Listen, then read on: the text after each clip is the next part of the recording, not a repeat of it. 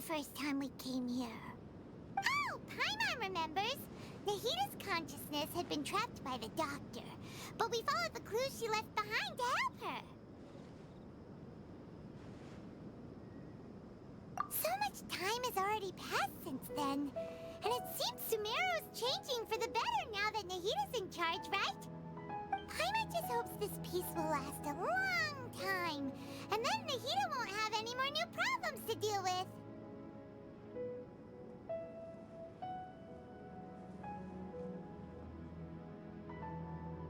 Yeah, guess you're right.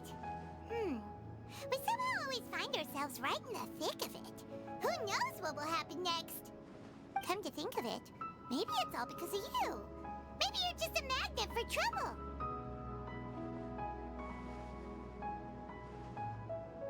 Huh? Me?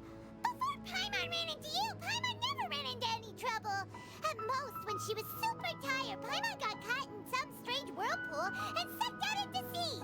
And even then, you fished Paimon out. Anyway, for Nahita's sake, maybe we should think about heading to our next destination for now. Ah, look who it is. Running into you in a place like this? I can see you two still love wandering around. Oh, it's Dia! Since when are we just wandering around? We're usually taking care of some serious business, even though it may have nothing to do with our journey. But never mind that. What brings you here? I just finished a commission in the desert for a usual client of mine. Nothing too interesting.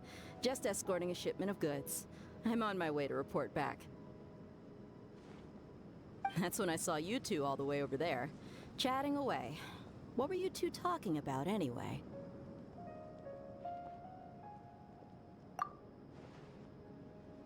Huh? You serious? Can't say I saw that coming. But you are travelers after all. I guess you'd never stay for too long in one place. Bumping into you like this will become a rarity. I'm starting to feel sad just thinking about it. Hey, how about I gather a few mercs to escort you two? What do you say? Thanks, but no need. Oh, Paimon had no clue you'd miss us so much. But don't worry, we'll come back to see everyone when we get a chance. Sounds good. All you need to do to get to Fontaine is cross this stretch of desert and navigate some waterways. Knowing you two, I'm sure it won't be anything you can't handle. So, when are you leaving? Oh, wait a sec. Paimon just remembered there are still a few dishes in Sumeru that Paimon hasn't tried yet. Now, where's that list Paimon made?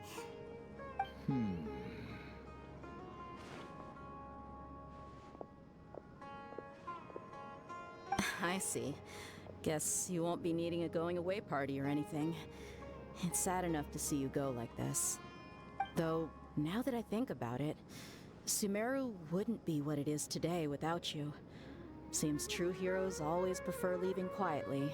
By the way, should we go say bye to Nahita? Oh, good point. Then there's no need to bother her in the real world. Then, I guess this is goodbye for now, Traveler in Paimon. Whether as a client or a friend, you're always welcome to come find me. Goodbye, Dia. Bye-bye, Sumeru.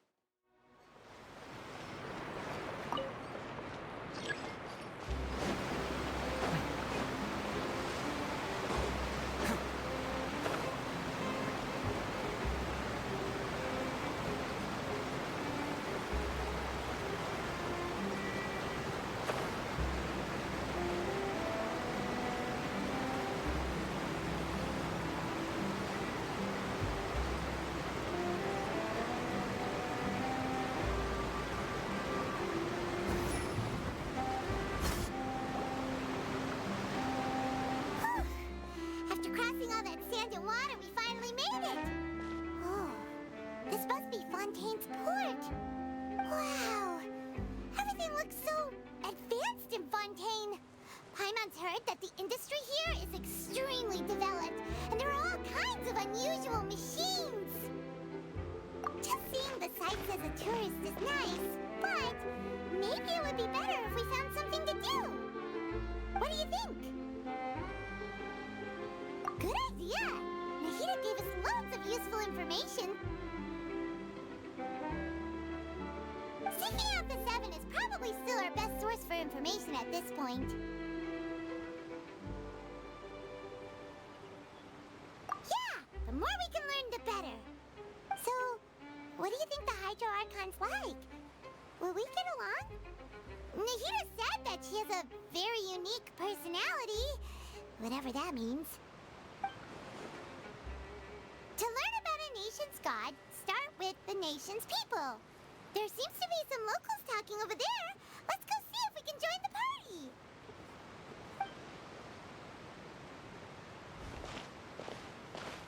party. If you ask me, it's a tragedy how things ended for him. Clearly, he was a pretty decent person. Yeah, I didn't expect that kind of ending for him. I thought he would at least fight on a little longer for his family. I was expecting a sudden plot twist, but it's a pity that it never happened. Still, his story is quite the tearjerker.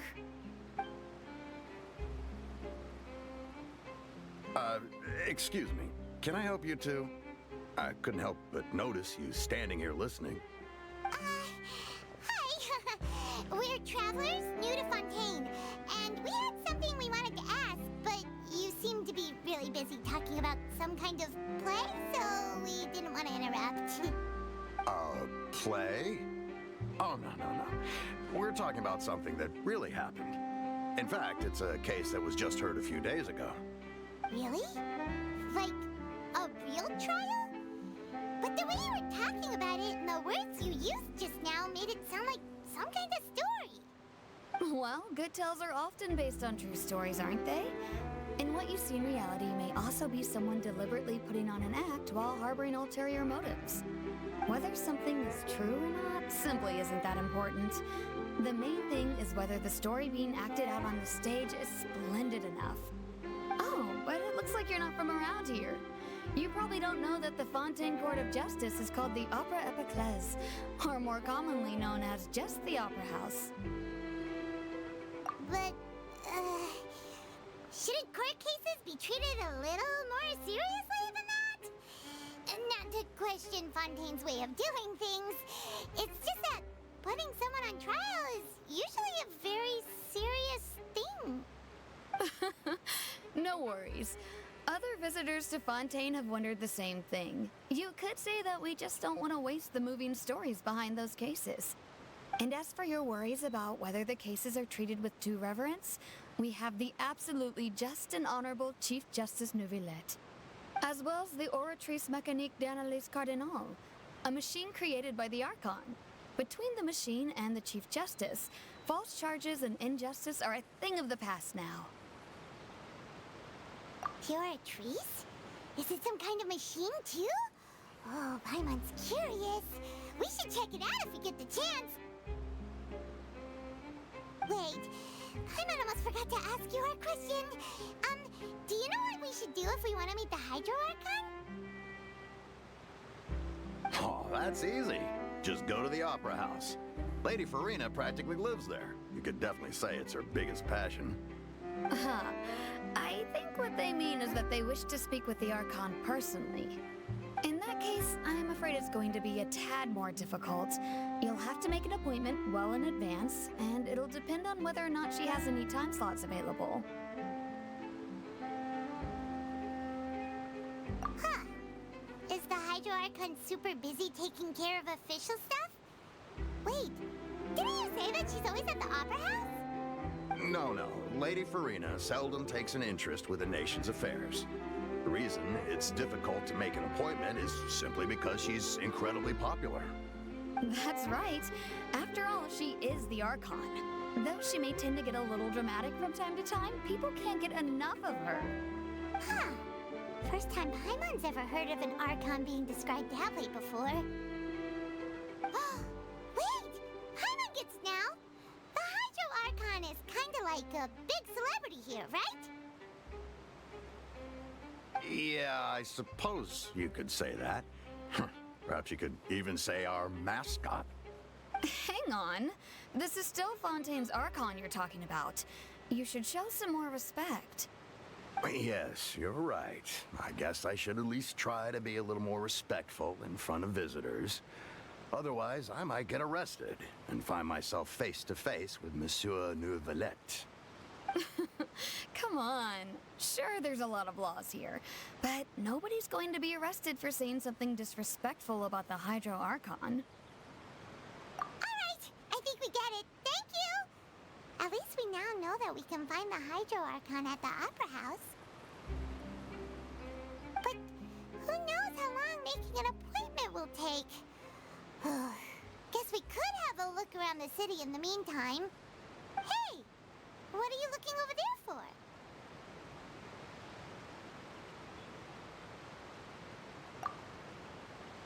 Huh.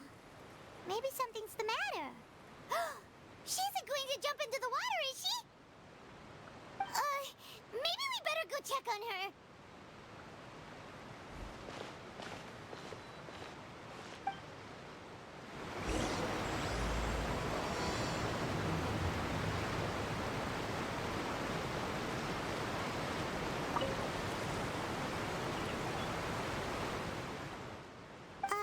Hello there. Excuse me. Are you all right? Huh? I'm fine. Thanks. Oh, okay then. We just noticed that you seem to be worried about something. About many things, actually. But there's nothing I can do but just keep my troubles to myself. I was just reminiscing about a place my brother and I would play when we were kids. It was just atop that hill over there. See? You're pointing at the sea. Wait, are you saying that you and your brother lived in the water? No people call the waters around Fontaine a sea. It's actually just an inland lake that's filled with fresh water. And though I can still see that hill clearly in my memories, now it's been completely submerged. He would skip and jump, tossing sand in the wind. The sun shone brightly, and the air was filled with the scent of the sea. But now, the water is gradually swallowing our memories. It won't be long before it swallows us. Sorry. Paimon doesn't really get what you mean. I don't believe we've had the pleasure of meeting. Are you Lynette's new friends? Oh, and you are? Thanks for looking after my sister. She often comes here to reminisce about our childhood, that's all. There's no need for any concern. Allow me to introduce myself. I'm Linny, and this is my sister Lynette. If I had to guess, I'd say you must be travelers from abroad. Nice to meet you. Paimon is Paimon, and this is the Traveler. We just arrived in Fontaine. We were just talking with your sister. Even though we didn't really get what she was saying. I see. It's unusual for Lynette to be so willing to talk with anyone. In fact, she seldom speaks at all. I'm usually the only one she ever talks to. Oh, really? Then you two are just like us. Paimon's always the one talking for some reason.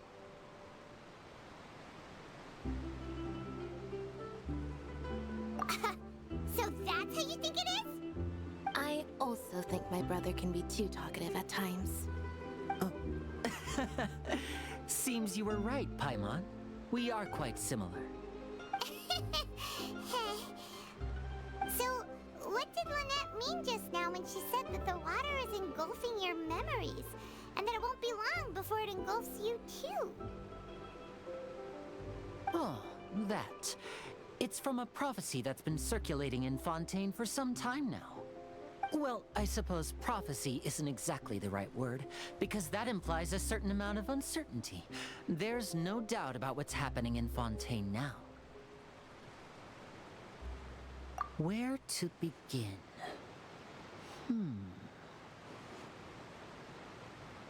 Let's put that question on hold for a moment. We still haven't formally greeted each other yet, have we? Did all the introductions earlier not count? Hello, traveler.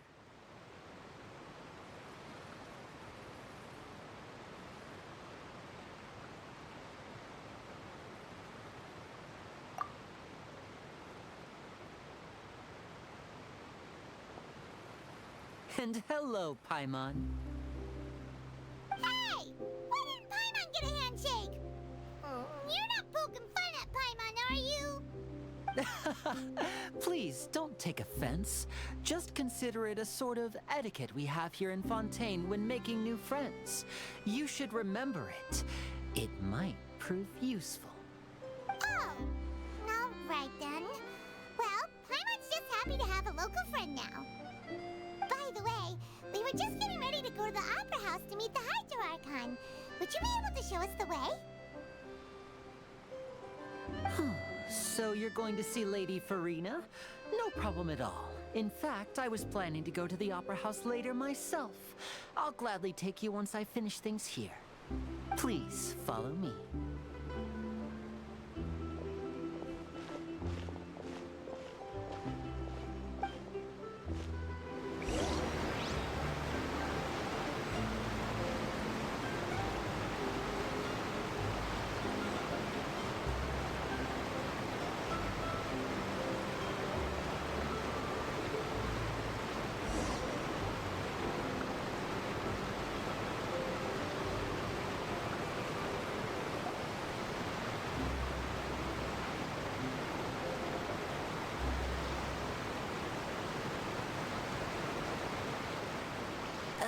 You said you were going to see Lady Farina?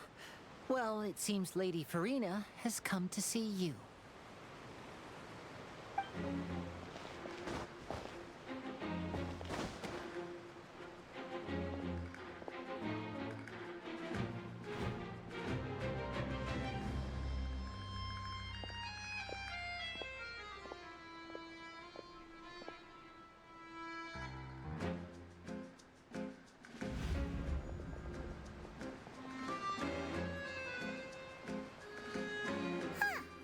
So, she's the Hydro-Archon?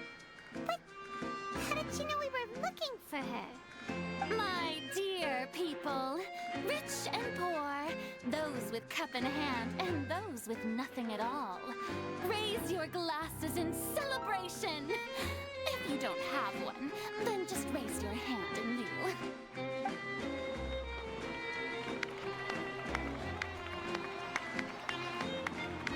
As you can all see, two unfamiliar travelers have arrived in our nation. Come, let us make a toast in honor of this traveler and his companion who have journeyed here from distant lands.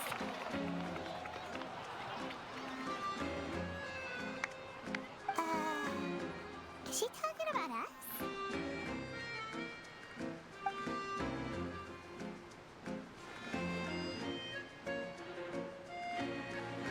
I've long heard of the turmoil and chaos you left in your wake as you visited other nations. But I welcome you nevertheless.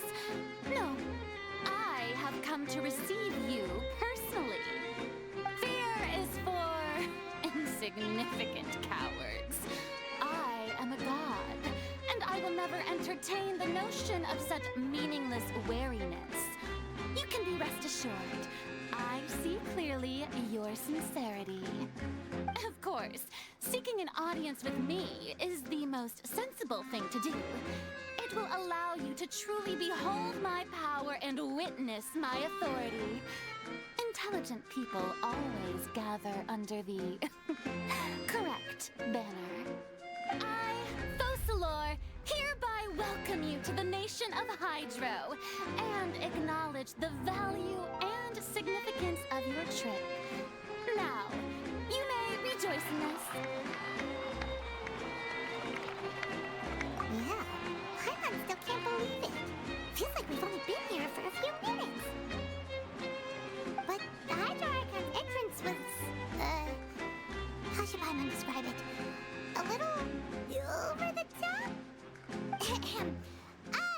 Miss Hydro-Archon?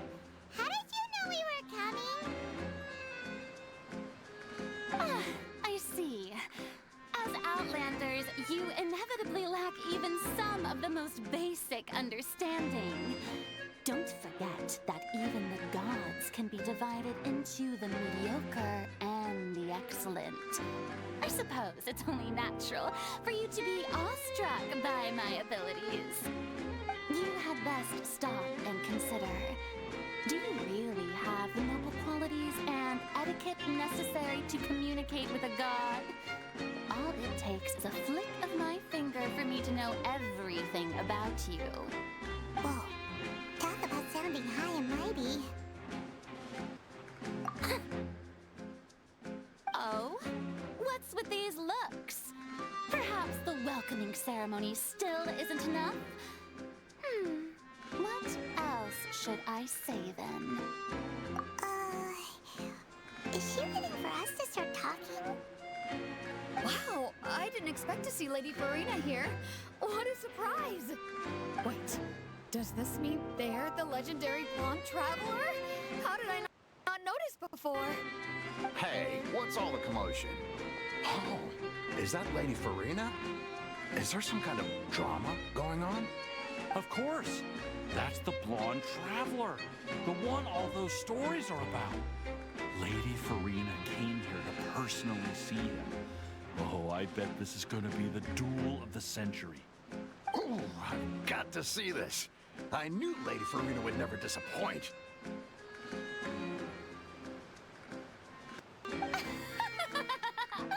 Yes, but don't get too excited now.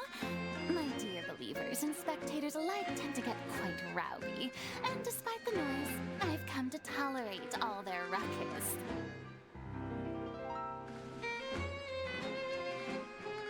You may consider this my reward to all of you. I have determined that there will be an epic duel between myself and this traveler from another land, just as you were hoping to see. Now she wants to fight? Aren't we getting a little ahead of ourselves?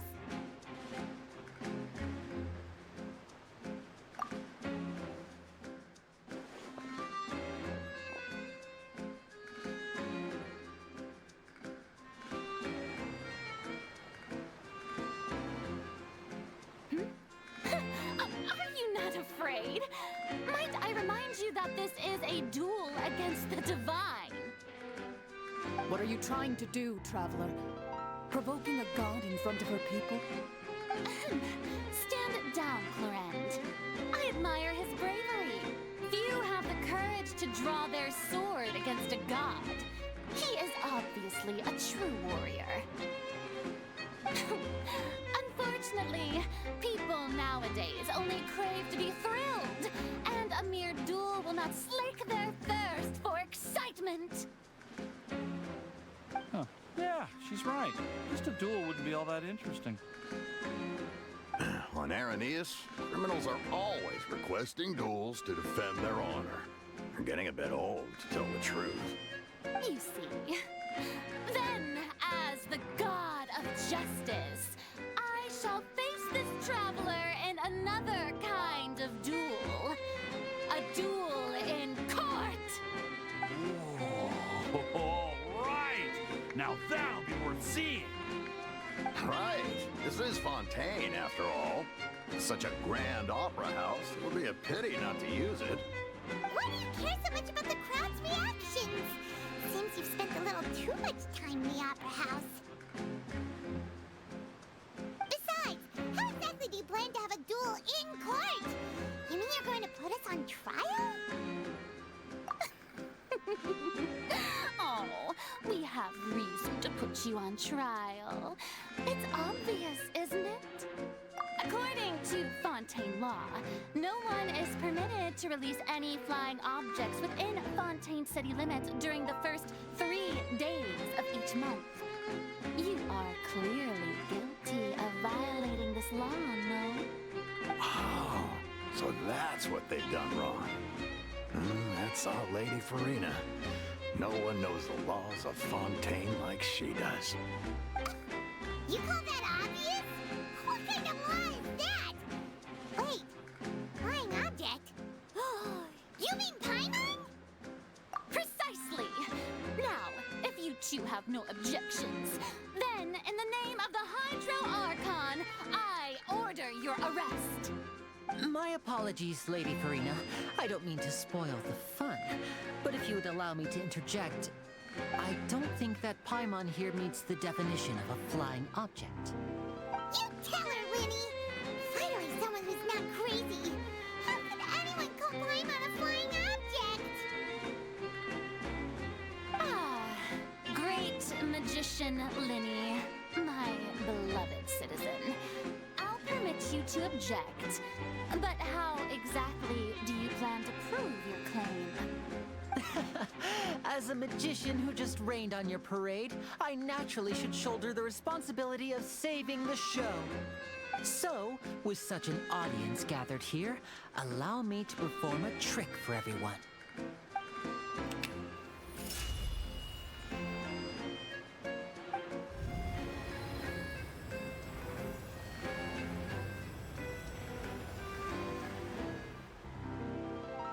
Ta-da! What's that on Paimon's back? Hey, when did Winnie do that?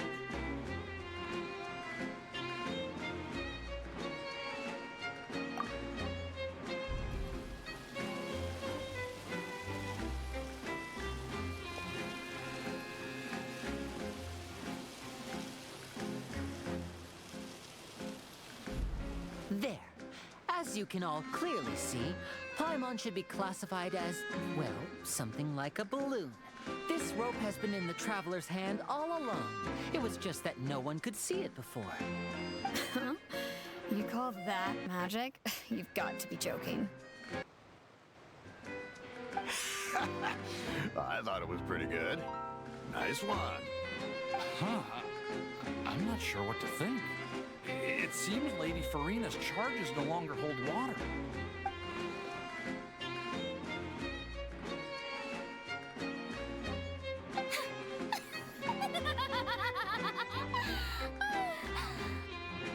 Amusing. Very amusing, Linny. Just the sort of unexpected twist that I enjoy. With you here, today's performance can finally be called complete. Performance? You see all this as a performance?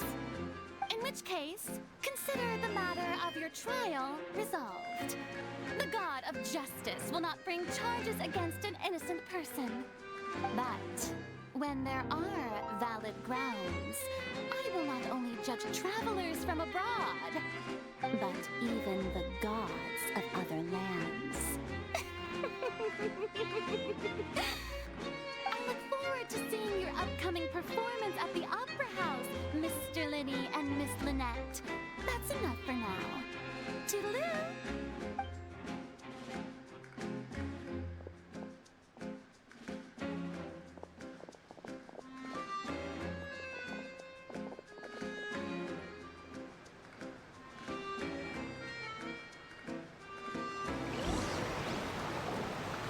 And just like that, she's gone! Well, that's the most unpredictable Archon Paimon's ever seen. He never even had a chance to ask her anything.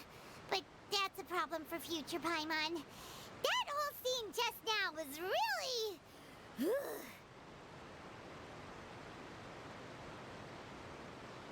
Don't mention it. I just happened to remember that there was such a law, so I did a little preparation, just in case. I didn't think it would actually come in handy. So, now do you see what kind of god Lady Farina is? She can be a bit confusing at times, but she is still amenable to reason. Anyway, Paimon had no idea you were a magician, Linny. It sounded like you'll be performing at the Opera House, right? I just know a few simple tricks I use to make a living. Lynette is my assistant. It will actually be my first time performing on the most prestigious stage in Fontaine, the Opera House. But isn't the Opera House where criminal trials are held in When there are no public trials being held, the Opera House hosts a variety of other performances. To the people of Fontaine, the line between a trial and a performance can be a little blurred. And speaking of performances, I would be remiss to forego this opportunity gifted by fate. Might I invite the two of you to see my performance? My brother's always excited to make new friends. Oh, sure. We don't really have anything to do now, and we wanted to go to the Opera House anyway. Splendid. In that case, why don't we go together? I'll show you the way. I just have something to take care of first. Huh, you really mean it? Then I'll take you up on your offer. This is a magical item known as a magic pocket. Perhaps you can help me distribute them to the people here. Huh? What are they going to use it for? About that... You asked me before about the prophecy, right? Let me start by telling you a little more about what it entails. I'm not sure exactly when it began, but a prophecy has been circulating around Fontaine. It says that every person in Fontaine is born with sin. No matter how the nation of justice holds trial after trial, this sin cannot be absolved. Until one day, the water levels in Fontaine will rise, and the sinful people will slowly be drowned. In the end, the people will all be dissolved into the waters, and only the Hydro Archon will remain, weeping on her throne. Only then will the sins of the people of Fontaine be washed away. That sounds pretty gloomy. Why are people in Fontaine born with sin? What is that supposed to mean? There are lots of guesses. Some say that the ancestors of Fontaine stole the power of the seas and stirred its wrath. Others say that the people of Fontaine never heeded the first Hydro Archon's warnings and offended Celestia. But here in Fontaine, evidence is what matters. There hasn't been concrete evidence for any of these claims, so they can only be regarded as conjecture. If even the people in Fontaine don't know what sin they committed, wouldn't it be better just to ignore the prophecy completely? Why bother feeling guilty all the time? That's exactly what the people did at first. But in the last few years, the water levels in Fontaine have actually started rising. Many places have already been completely submerged, and now lie beneath the sea. Many people carry on with their lives as before and shrug it off as a natural phenomenon. But my family and I think that the people of Fontaine shouldn't ignore the possibility, which would end up sentencing them to death. We hope that at least the people who reside near the waterfront can move away before it's too late. So, we've started distributing magic pockets to them. As a magical item, these magic pockets have astonishing capacity. I'm sure they will come in handy when people are moving their belongings. Oh, Paimon gets it! It's like preparing for a rainy day! But this is more than a bit of rain. Perhaps only absolute power could ever contend with such a catastrophe. But who knows? We're just tiny specks in the grand scheme of things. Now, if you'd like to help, then please give these magic pockets to anyone nearby. Be sure to convince them to take it, regardless of what they say.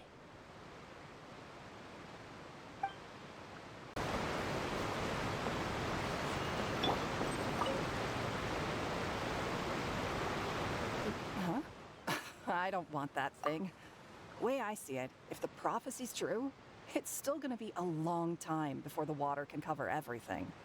Life is all about living in the moment. What use is there in worrying about the future all the time? We'll cross that bridge when we get to it. You should still take it.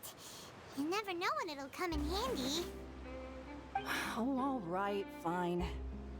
Thanks. It's just that if I start moving, that means I've already given up on the life I have now.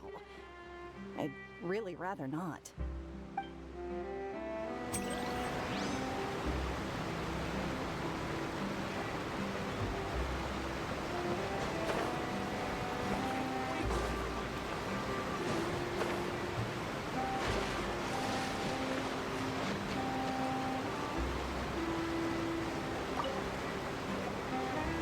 So you're the blonde traveler that everyone's been talking about. My apologies for not recognizing you earlier.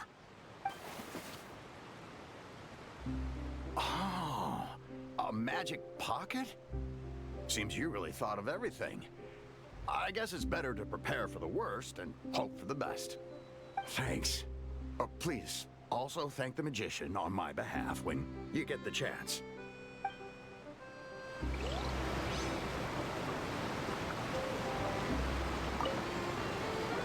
What's this? So you also believe in the prophecy.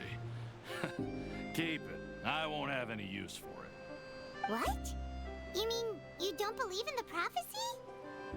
No, I believe in the prophecy. But I also believe in another story. The story says that people once lived in the ocean. They were one with the ocean, and as time wore on, people desired to live on land and developed blood vessels, encapsulating the sea within their bodies. Thus could people set foot on land. So, if you ask me, when the water rises and takes us all, it'll be like we're going home. Oh, we hadn't heard that one before. But people can't live underwater. They'll die. You should probably still take it. All right, I'll take it. I guess I just feel that being dissolved into the water doesn't necessarily mean death.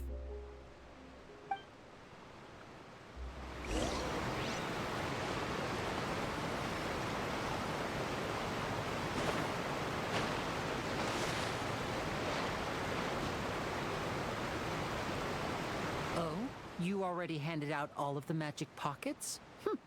That was fast. So, what did people have to say? I bet you heard some, interesting opinions. Yes, but that will change once disaster strikes. I know they'll change their minds, so it's only right to help them prepare.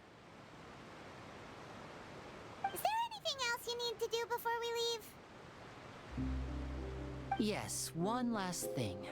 I have the magic pockets made by a workshop in the court of Fontaine. Since we're out and about, I was thinking about bringing him some more materials. So, you want to collect materials? Just tell us what the materials look like and we'll help.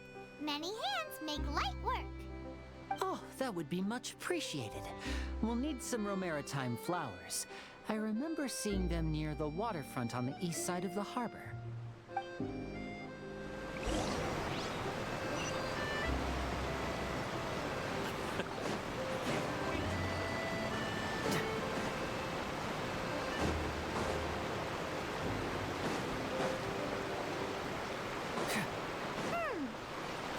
We have to use Hydro to collect Romaritime flowers.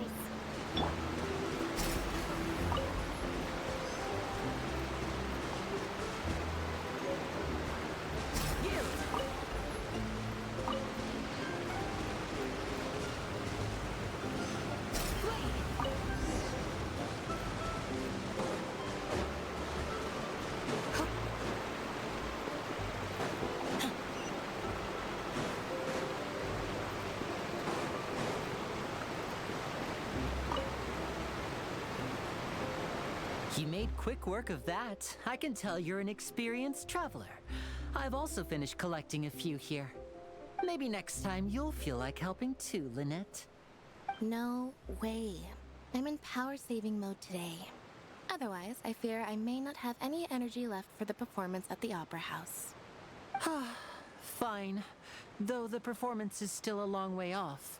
Now that we're finished here, we should get ready to head back to the Court of Fontaine. So, we're going to the Court of Fontaine before we head to the Opera House? Good. Paimon wants a tour of Fontaine's largest city and try...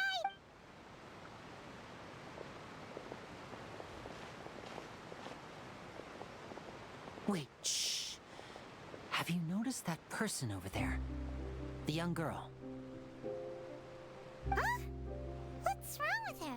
Paimon didn't notice anything. She's obviously a thief. Magicians and thieves practice similar methods. We divert attention, and a distracted audience is one that won't discover what you're really doing. Watch her movements carefully.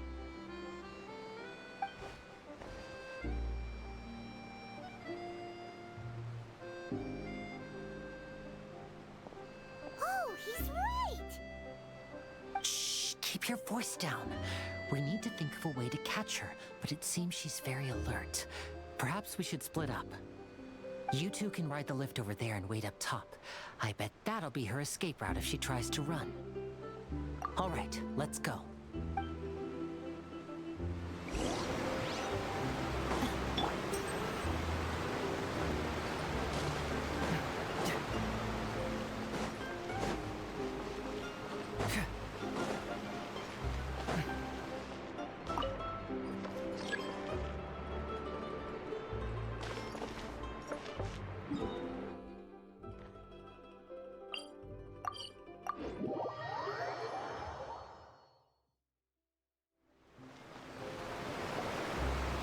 This is the spot where Linny wanted us to wait.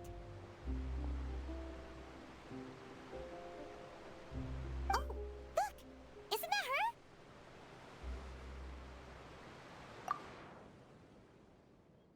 Oh no! Did she notice us? She started running the other direction! What should we do? Should we chase her?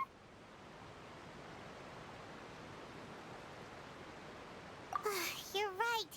She might also be trying to lure us away.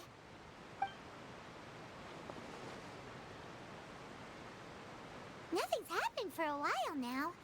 Paimon wonders if Linny caught the thief. Yeah, let's go.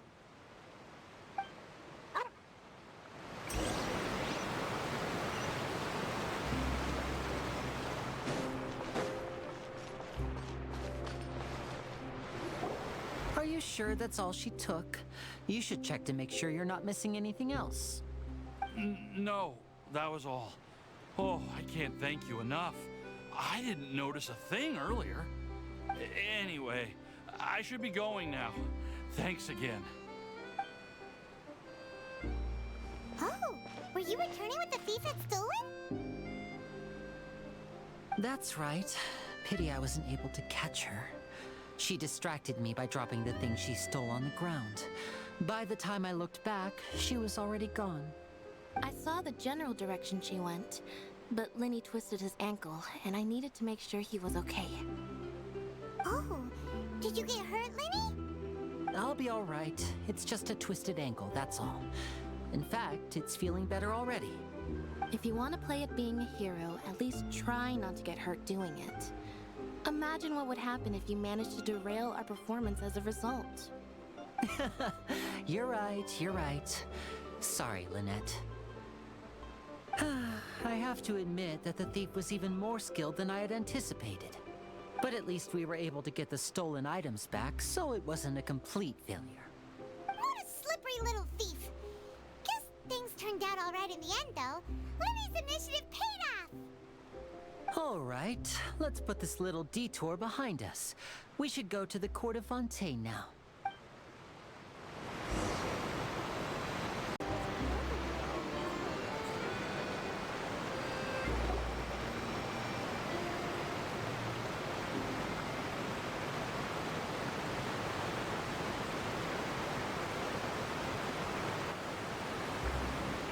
So, we ride this thing to go into the city?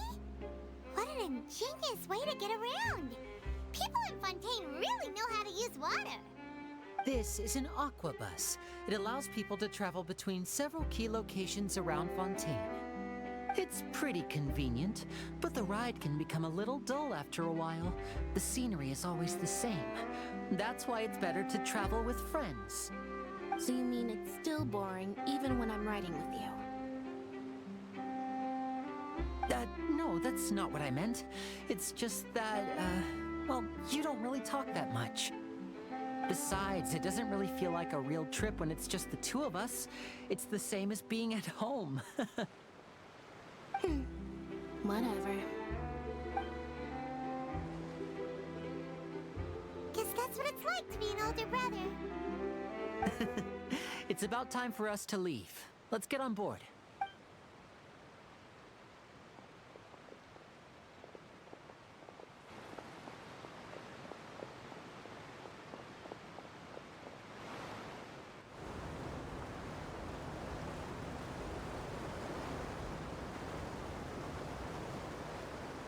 Oh, excuse me! Aren't you the great magician Linny? And his assistant Lynette? Hello. I don't believe we've...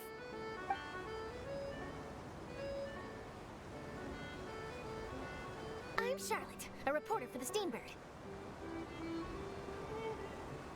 Nice to meet you. From the Steambird, huh? We've often relied on your paper to promote our performances. It's an honor to meet you. Wait, could that be the legendary traveler who's been making headline after headline in their journey across Tibet?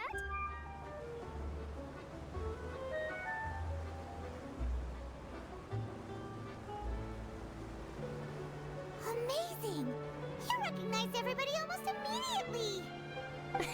I wouldn't be much of a reporter if I didn't know who's who, would I? Wow, today must be my day! Who knew I would end up on the same boat as so many VIPs? Could my vision finally be showing me some favor? So, Charlotte, what do you usually report on? Well, when there isn't any breaking news, I mainly cover the trials at the Opera House. You can still manage to keep readers' attention as long as you tell things from a clever enough angle, even if it's the same old topics. For example, reporting on how a scammer once deceived vulnerable girls into relationships, or how a financial criminal was once so poor that they ate a single piece of bread for 5 days.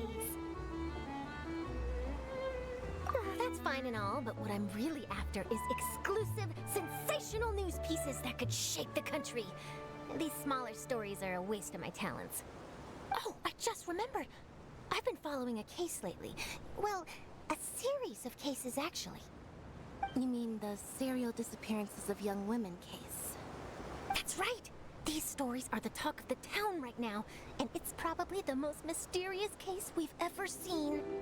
If I'm the first with a draft ready to publish when the case is finally cracked, and it's the headline story in the Steambird, oh, when that happens, I bet all the other reporters will shed tears of envy. I've already gathered all kinds of materials.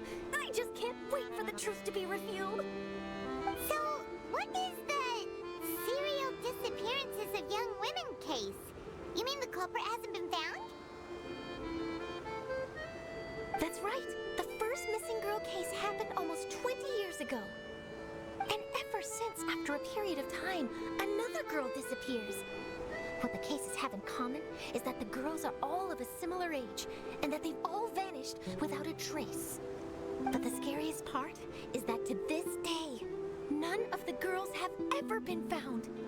Many suspects have been arrested over the years in connection with this case, but shortly after each arrest, another disappearance would always happen.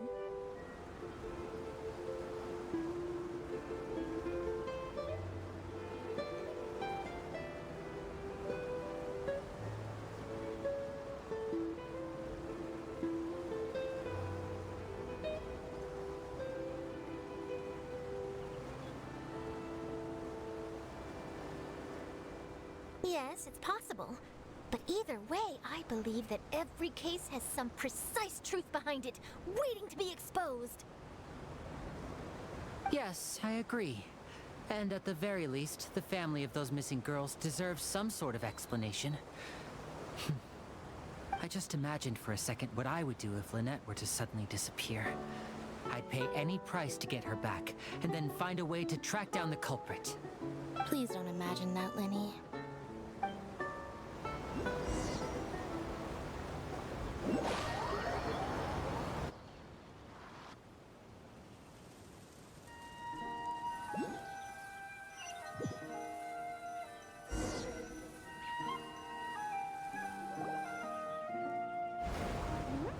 Hey, we're almost there! Look!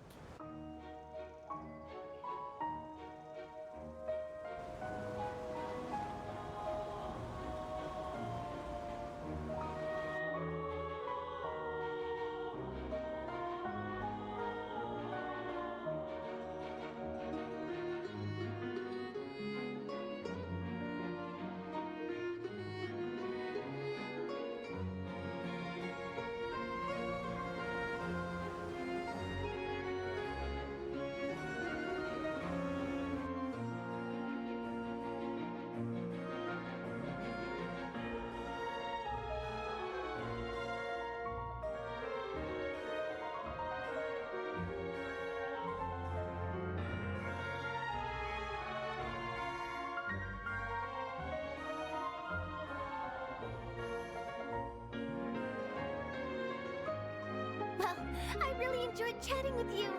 Life should be full of pleasant little surprises like this. Yeah, us as well.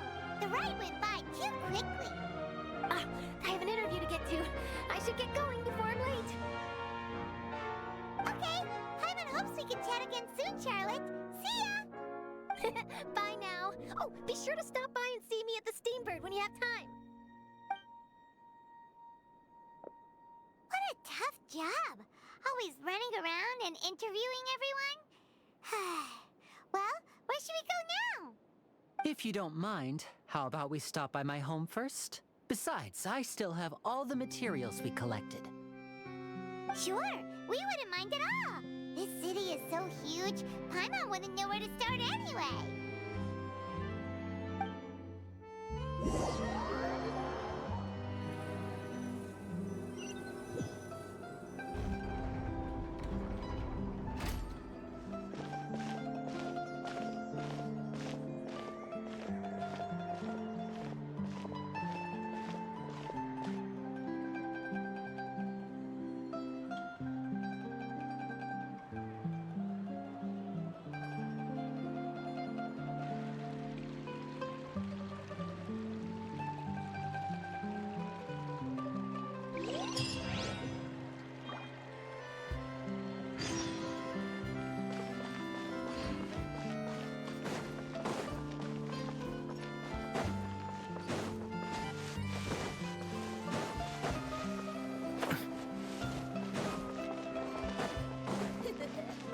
Take a guess. This is our current abode. Ah, Fremine, you're home. Where did everyone else go? I have some new friends that I would like to introduce.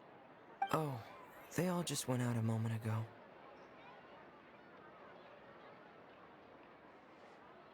I see. Everyone is getting busier now that Father will be returning soon. I suppose that can't be helped. Allow me to introduce you to my little brother, Fremine. He is a phenomenal diver.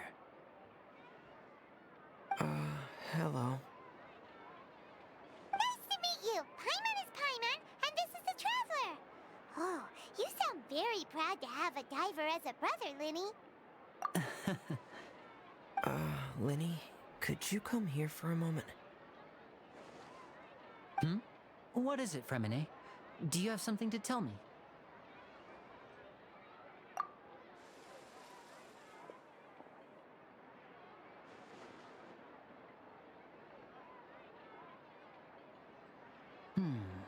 Okay, I see.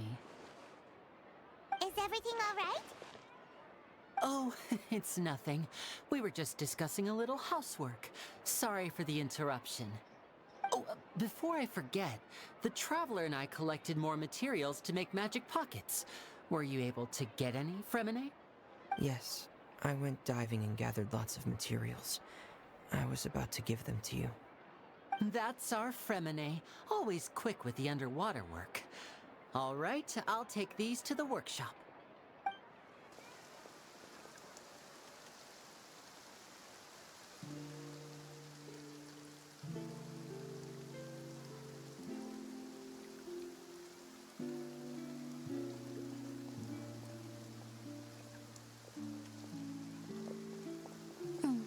Looks like rain. Oh, you're right. But wasn't it clear and sunny just a moment ago? Fontaine's weather sure is weird. I'm afraid that's just how it is here. It often rains on days where there are trials being held in the Opera House, but don't worry, it'll clear up soon enough. What's wrong, Fremine? There's a legend about the rain that I tend to believe. It's said that a dragon of water once resided in Fontaine. Though we don't know where the dragon went, every time it weeps, the skies will cloud up and pour out rain. When I was a child, my mother told me that if I wanted to go outside and play, I should yell toward the sky at the top of my lungs. Hydro Dragon! Hydro Dragon! Don't cry! If it's an elemental dragon, then having the power to make it rain wouldn't be very unusual. Let Paimon try something. dragon, don't cry!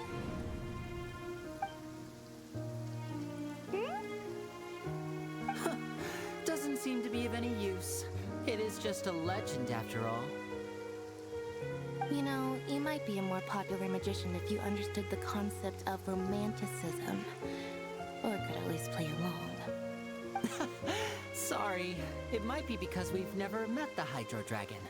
Perhaps it can't be comforted by the words of strangers.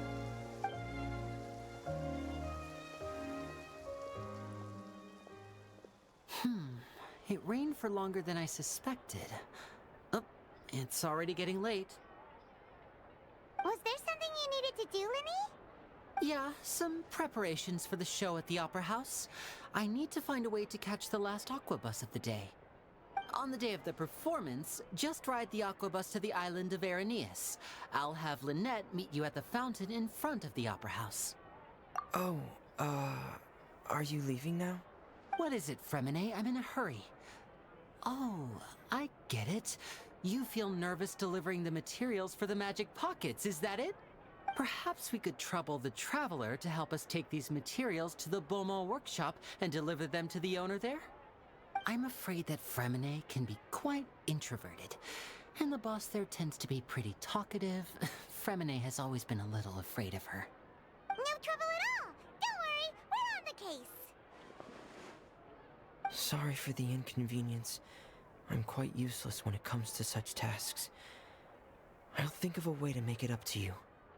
Oh, no need! This will be a walk in the park for us!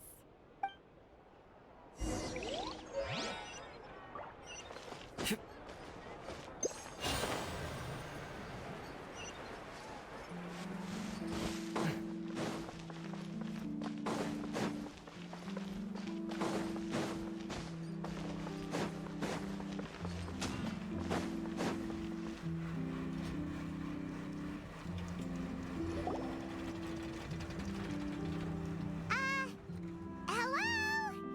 Is there anyone here? Oh, hello there. New customers? Looking to buy, or do you need something made? Or perhaps you're just looking for a chat with me. Oh no, we're just here to deliver some materials. Here they are. They're for making... what were they called again? Ah, these must be for magic pockets. I could tell right away. I've already made several orders worth now. No need. They've already prepaid several batches worth. When they told me what they'd be using them for, I even offered them a discount. But they insisted on paying the full amount, saying that I had a business to run. It seems both their hearts and their pockets are made of gold. Whoa. So, is Linny actually loaded? I can't say for sure, but who knows? Maybe there's good money to be made being a magician in Fontaine. Hey! Is this machine what you use to make stuff here? It looks really advanced. Why use your hands when a machine can do the work? It would be a waste not to use the latest technology, and wasting is a kind of crime. But where does a big machine like that get its power from? Well, it's a little complicated. I'm not sure I can put it in layman's terms for you. But basically, everything we usually use here in the city is powered by indemnitium. It's a type of energy that's produced from trials. Huh? How can trials produce energy? Well, I'm not completely sure of all the details myself, but basically, when a trial is in session, the Oratrice Mécanique d'Analyse Cardinale harvests people's belief in justice and converts it into energy to be used all around Fontaine.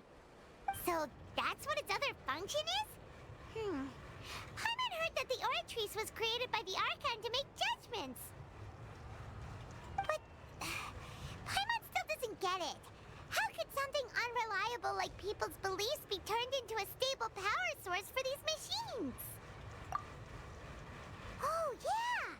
So that means the Hydro Archon relies on the machine to take the energy created by belief and turn it into power for all of Fontaine, right?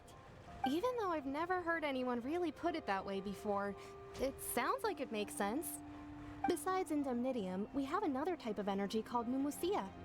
It isn't produced by the power of the Archon, but it is unstable by nature, Even now, it still cannot be widely used by civilians. I thought I'd find you hard at work, but here you are chatting the day away. Since you're already talking, I'm sure you wouldn't mind a few words with me. You again? Didn't I already promise you that I'd have the more I owe to Confrérie of Cabriere by next month? Why are you hounding me now? Yeah, but how do we know that you won't go running off by the end of this month? I want 50% today. Wait, no? 70%. Huh? You... Seems business isn't so great for the workshop. We've already finished our job and delivered the materials. Maybe now's a good time to leave? Hey, hold on. Before you go around trying to collect payments, why don't you settle your own debts first? If Confrérie of Cabriere wants to poach clients from Northland Bank, that's fine. But I'm afraid you still owe the bank a hefty sum of mora.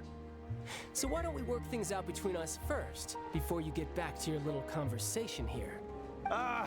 You're from Northland Bank. But we said we'll pay everything we owe next month. Why are you hounding me now? Traveler, Paimon! I didn't think I'd run into you here in Fontaine. What are the chances? We're surprised to see you too! What are you doing here in Fontaine? You didn't want to stay in Snezhnaya? Long story short, I've already been in Fontaine for some time now, and honestly, things have been pretty boring. But it seems that fate brought our paths together today. Not only will I have some good friends here now, but ones who always seem to find trouble. Either way you look at it, it seems things are going to get a lot more interesting now. Pretty sure we'd want to avoid anything that you'd find interesting. Besides, our trip here has gone pretty well so far. Right, Traveler? Hey, you, Northland Bank boy. Aren't you forgetting something? Don't interrupt. It's not often I run into the Traveler like this. Why don't you wait for me over there for a while?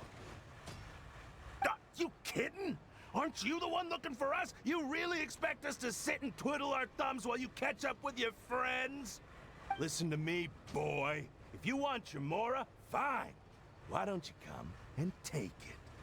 Hey, I just said not to interrupt. Oh, by the way, Traveler, the last time I took Tonya and Tusser ice fishing, Tusser said... Hey! That's way over the line!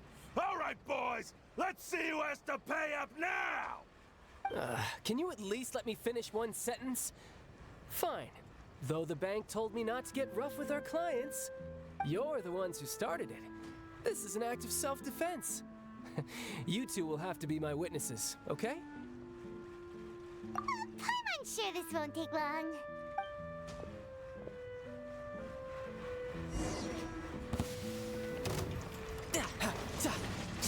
Brace yourself! This is gonna hurt!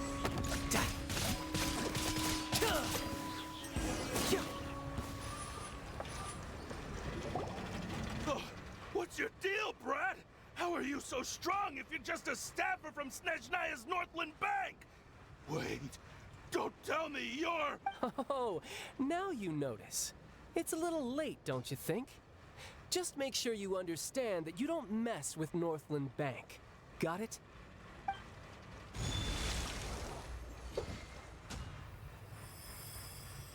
Huh? Now's my chance!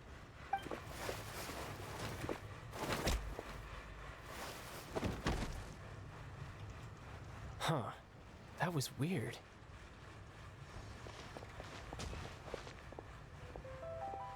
I'm not sure. It's as if I suddenly lost control of my hydro powers when I needed them. Maybe there's something wrong with my vision? Strange. How could that happen? First time Paimon's ever heard of someone losing control of their vision. Never mind. It doesn't matter. If I want to stay sharp, I shouldn't be relying too much on my vision anyway. Besides, I always have my delusion in case I need it. So what are you doing in Fontaine, child? And don't say it's work for Northland Bank. Well, I guess it's because I've been in a bad mood lately. Huh? What kind of reason is that? Wait, since when do you feel down about anything? I don't know. Maybe I still have a lot to learn about myself. But recently, there seems to be some sort of restless power stirring inside of me. And I don't know why, but every now and then I feel like I'm in a terrible mood. Maybe you losing control of your vision just now is connected with that power you're feeling inside.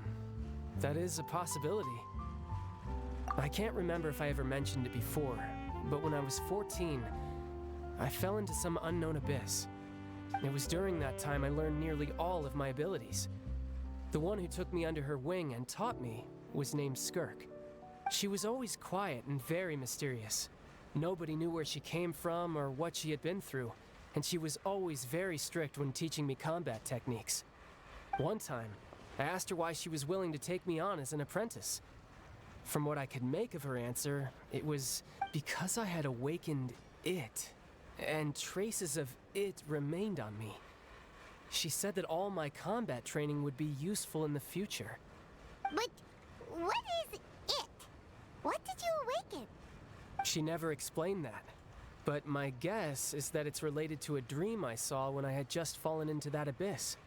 In my dream, I was in the deepest depths of the sea, and the boundless seabed was all around me. But in front of me appeared a whale that was so massive, I felt like I couldn't breathe. A whale? Oh, that sounds familiar! When we fought against you before, you summoned a huge whale that seemed to leap at us. Is that the one? That's just an abstract form of a whale that I create using my elemental powers.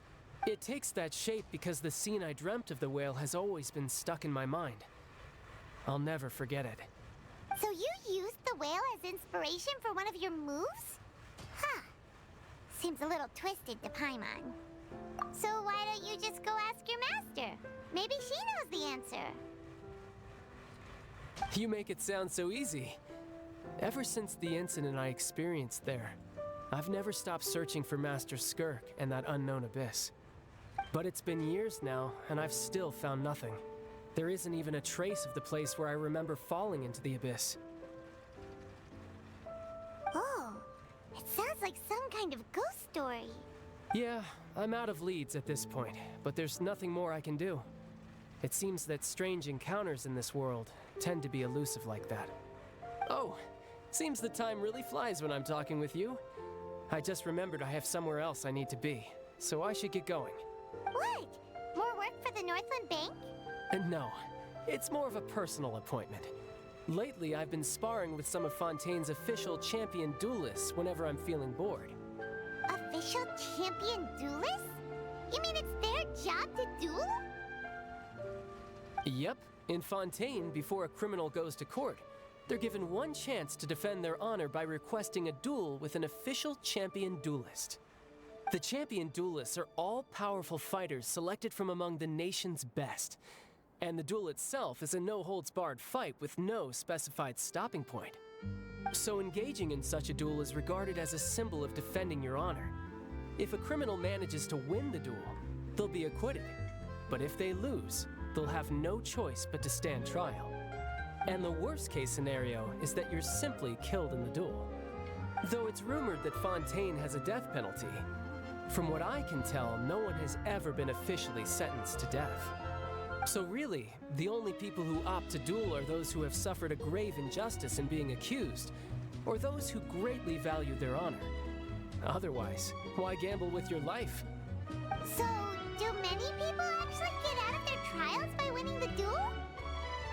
Apparently, it's exceedingly rare for anyone to actually win. Fontaine probably enacted this system as a way to show that the nation respects the honor of its citizens. Besides, none of the champion duelists are to be trifled with, which is exactly why I was itching to face them as soon as I got to Fontaine. Apparently the one I'm meeting today, Laurence, is the strongest of the champion duelists. I have been asking her for some time before she finally agreed to face me today. Well, that's child for ya. Paimon feels like we heard that name somewhere before. Laurence. Oh, before I forget, I want you to have this. Huh? Your vision? You're seriously just giving it I'm just worried that it could become uncontrollable again. I'd be pretty upset if it got in the way of my duel, so I think I'll be better off without it for now. Besides, I just need you to hold on to it for a short while. I'll come retrieve it when I have some time later. Paimon knows what you're up to. You just want an excuse to come talk to us again, don't you? Whatever gave you that idea? I'll be in touch later. That sneaky guy. He said he's been feeling down lately, but he seemed the same as ever to Paimon. Well, since we don't have much to do for now, we might as well walk around and see the city before Lenny's performance.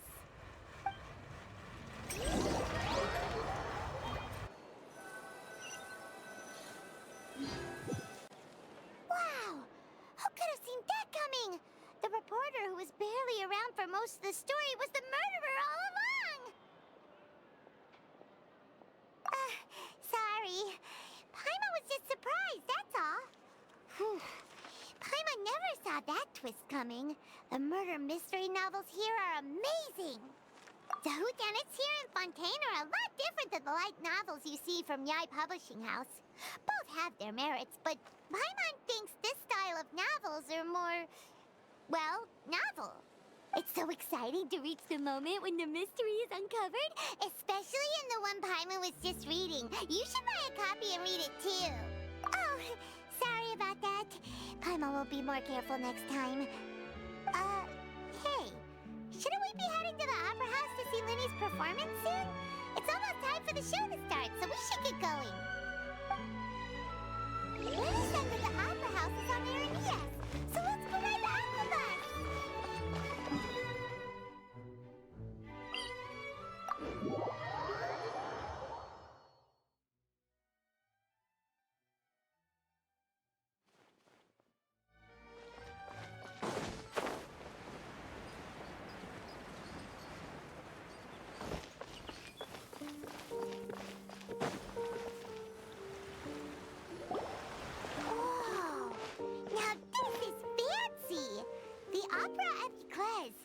What a place to hold a performance!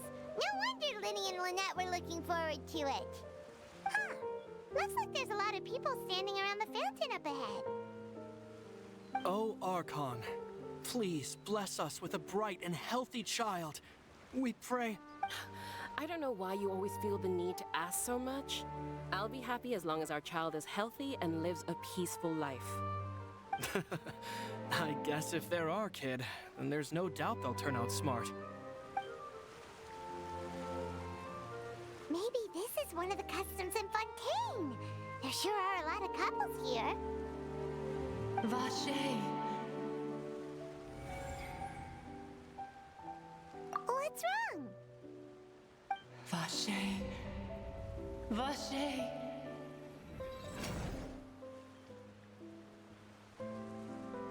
No, Paimon didn't say anything. Are you hearing things? Welcome to the Fountain of Lucine. All the water flowing through Fontaine converges here. It's customary for newlyweds to come here and wish for children. Lynette! You scared Paimon! When did you get here? Lenny asked me to wait here for you, remember? Right. What do you mean? There are a lot of people here right now. Hey, you're not trying to scare Paimon, are you? Besides, it's the middle of the day. It's not the time for eerie things. I see. I might be able to tell you something that could help explain the voice you heard. In fact, you might not be imagining things at all. I suspect that what you heard is a result of your hypersensitivity to the hydro element. Others in my family have had similar experiences. It's because of his sensitivity to the hydro element? But what would hearing a voice have to do with elemental power? When do you cry, Paimon? Wait, what? What does that have to do with anything? Just answer me. When do you cry? When Paimon's really sad? Paimon's super happy. Oh, and also when Paimon's really, really scared. Then you should understand that tears contain your most intense emotions. Like I just mentioned, the Fountain of Lucine is where all the flowing water in Fontaine converges. Even the tears that fall to the ground will eventually gather here. So maybe what you heard was the intense emotion coming from someone's tears. So, what did the voice say? Huh. If you were hearing their emotions, then Paimon wonders what happened to them. Rather than worrying about them, we should worry about my brother first. Don't let that calm look of his fool you. He tends to get pretty nervous just before a performance. So chatting with Linny might help him relax a little before he goes on stage. Oh, right. That makes sense. Let's go in and see Linny.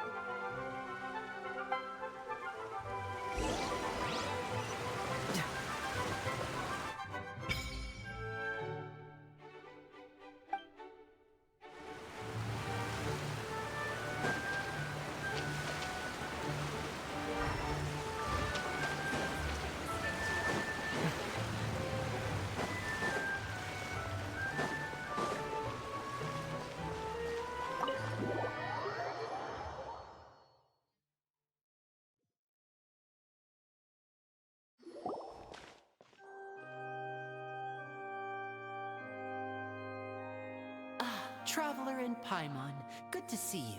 I knew you two would come. Are you kidding? We wouldn't miss it for the world.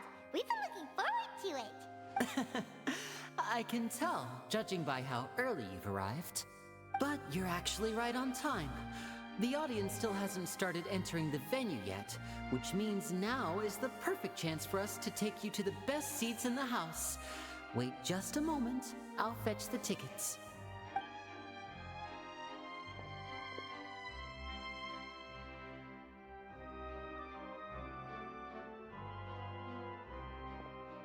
The Opera House has assigned seating, so you always have to make reservations. I've already reserved your seats, and here are your tickets. Ooh, front row seats! Thanks, Linny! Don't mention it. There's no need to keep thanking me. Hey, Linny! Could you come over here and take a look at this? Oh, I'll be right there. Seems there's an issue with the stage props over there. That's Cal, my assistant, calling me. I'll go lend him a hand. Yeah, we'll just go to our seats. You go ahead, Linny.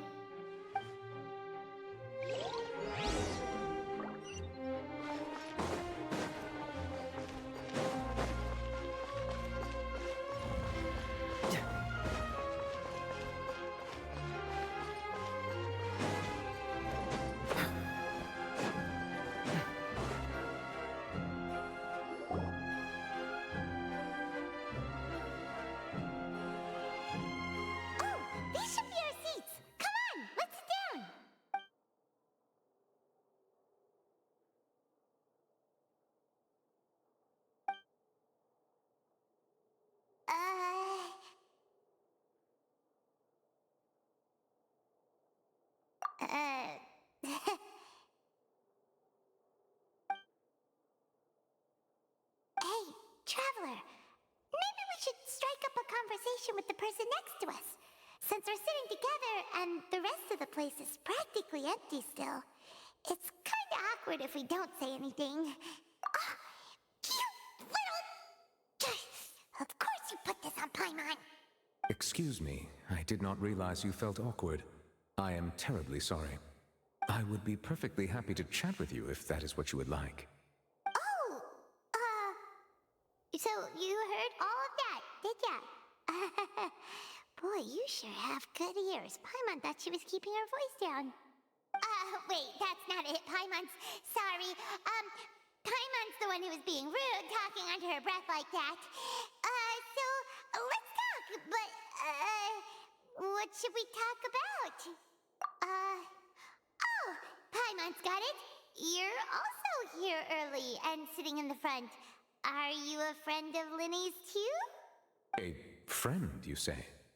Well, if Mr. Linny would like to be my friend, I would be more than happy to reciprocate. friends with Linny, then... Oh, this is getting more awkward by the second. Paimon nearly forgot to make her introduction. Nice to meet you. Paimon is Paimon, and this is the Traveler.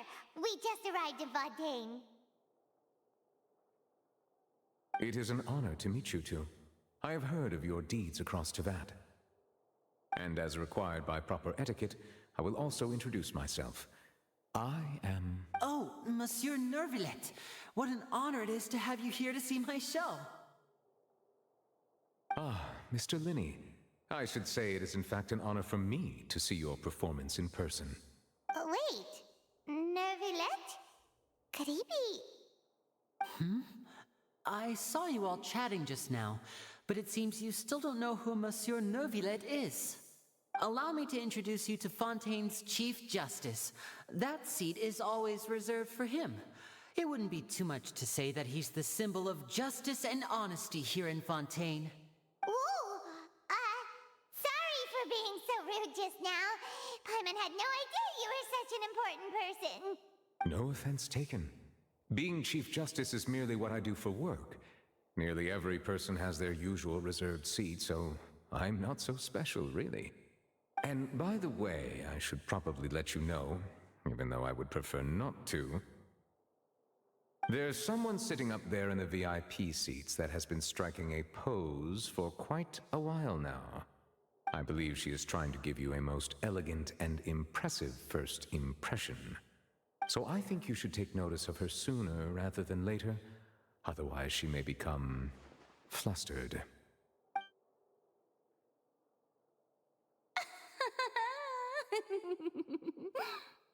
Huh? Oh, it's Farina, the Hydro Archon. Huh. She sure has a smug and satisfied look on her face. Guess she has no idea that you saw right through her act. Very good. That is for the best. No need to pay her any more attention. We may now enjoy the show. Huh? So is this what things are like between the Chief Justice and the Hydro Archon? All right, please wait just a moment longer. I've pretty much finished my preparations, and the performance will start as soon as the audience has made their way to their seats. Yay! The show's finally about to start! Paimon can hardly wait! Paimon's never seen a real live magic show before!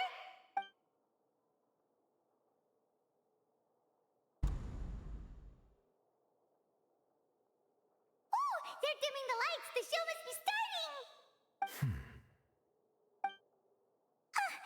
Sorry.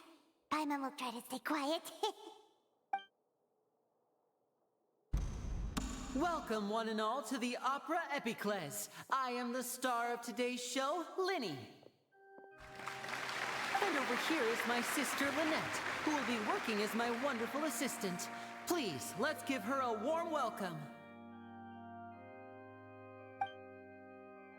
Hello, everyone. I know she may seem to be a little sleepy right now, but that's just a sign that she's nervous. Whatever.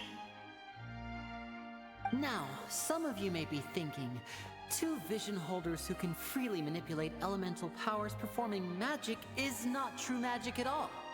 So, I would like to take a moment to assure you that elemental powers will have nothing to do with what you will witness on the stage today.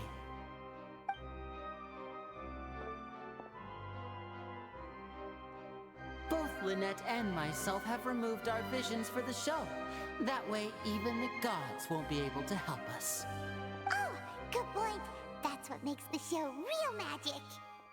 Now, without further ado, let the show begin. Lynette will now exit the stage to make some preparations. I know you might miss her, but don't worry. She'll be coming right back on stage momentarily. Perhaps in an unexpected way. I'm sure she'll be stealing the spotlight soon enough. Oh, and before I forget, there's one more thing I should say. You never know what can happen in the blink of an eye. A magician's greatest skill is making things disappear or appear. The possibilities are endless.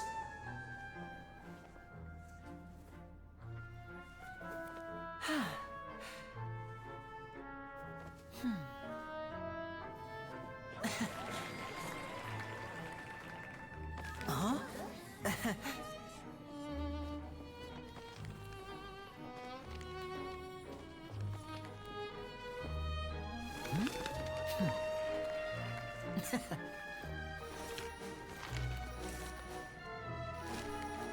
But this isn't what you came for.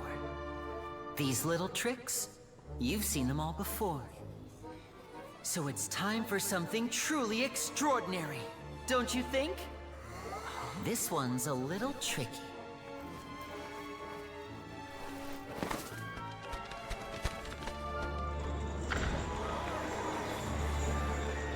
Using this water tank, I shall make my sister vanish completely, right before your very eyes.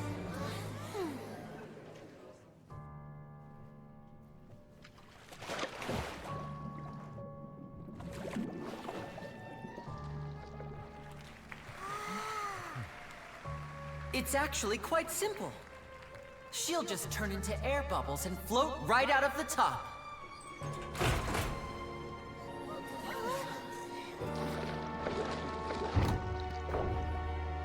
Oh no!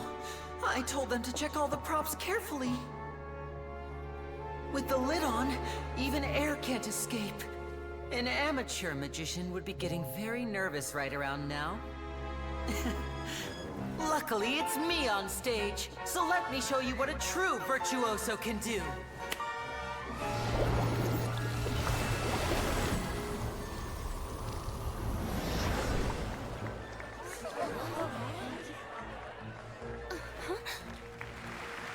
Lynette, are you still there? Don't go too far. We don't want to use up all our magic. Hi, I'm back. Uh-huh.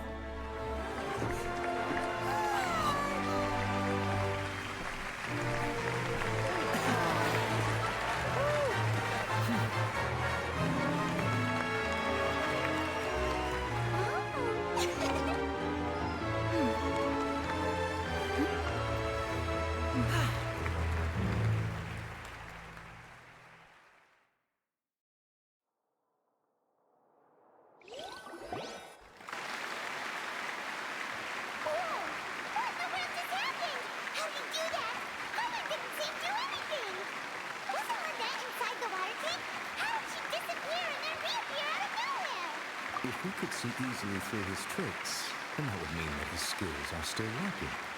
To appreciate magic, you should focus on the show happening on stage, rather than getting caught up in trying to see that which has been intentionally hidden.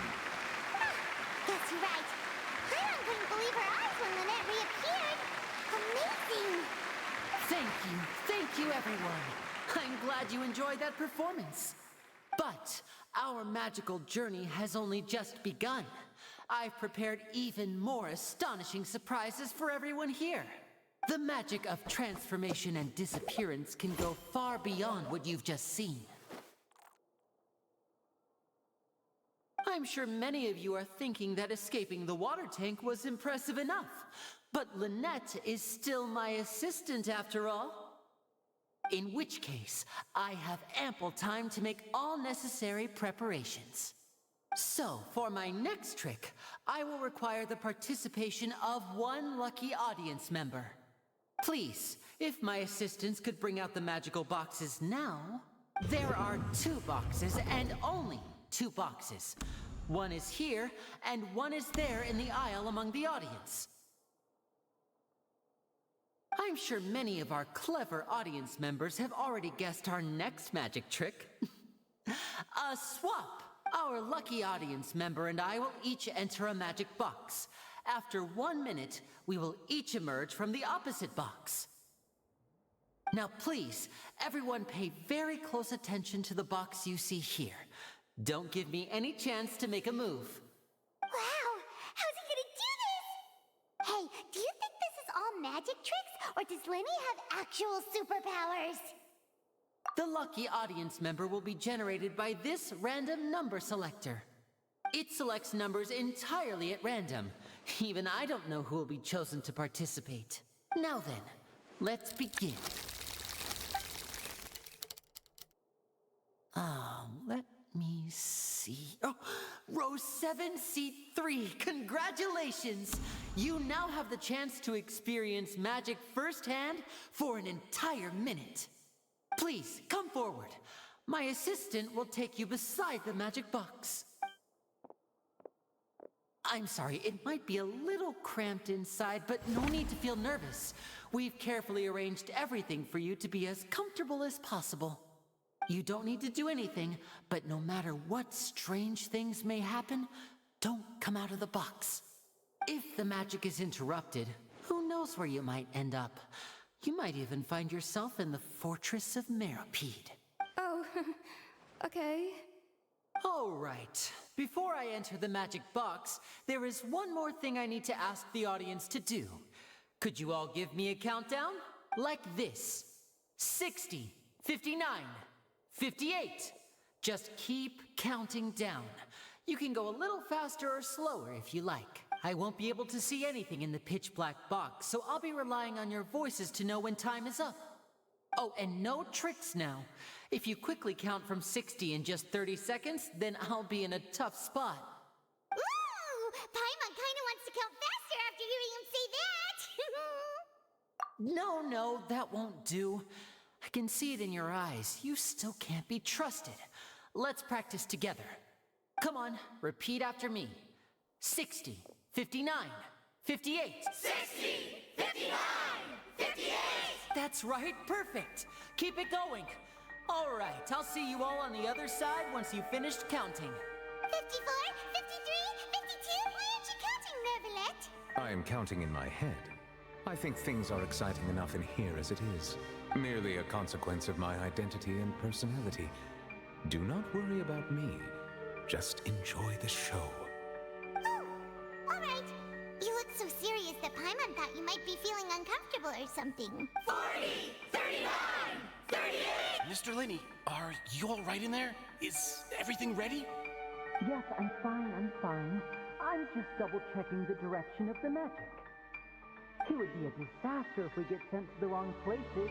For example, mid-air right above the audience. Even though he's saying that, Lenny doesn't seem nervous at all.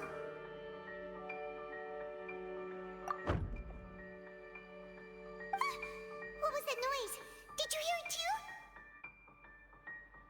Not sure. Anyway, it doesn't seem like anyone's worried about it. 25! 24! 23! What's wrong, Mr. Linney? I can still hear you moving in there. I seem to have accidentally knocked over a decoration. I'm trying to fix it, but it's pitch black in here. I can't tell left from right. Never mind the decorations. There's no time for that. The show is what's important. No, that's unacceptable. I want my show to be perfect. Don't worry, we still have 20 seconds. Hear them counting? 19! 18! 17! It seems things aren't quite going as planned. I apologize, everyone. It feels like you're all starting to count faster, but that's all right. I know it can be tiring to do such a long countdown. 10 seconds and change is still plenty of time. 10! Almost there now. Whew. Swapping two people is harder work than you might think. Even a master magician like me can't guarantee I'll get it right the first time. Hey, wait! Is this the back one? I can't tell. They both look the same inside. Huh? No, that's not it. I'll try again. 7! Hey, slow down! Honestly! 5! 4! 3! Whoops! That doesn't count! 0!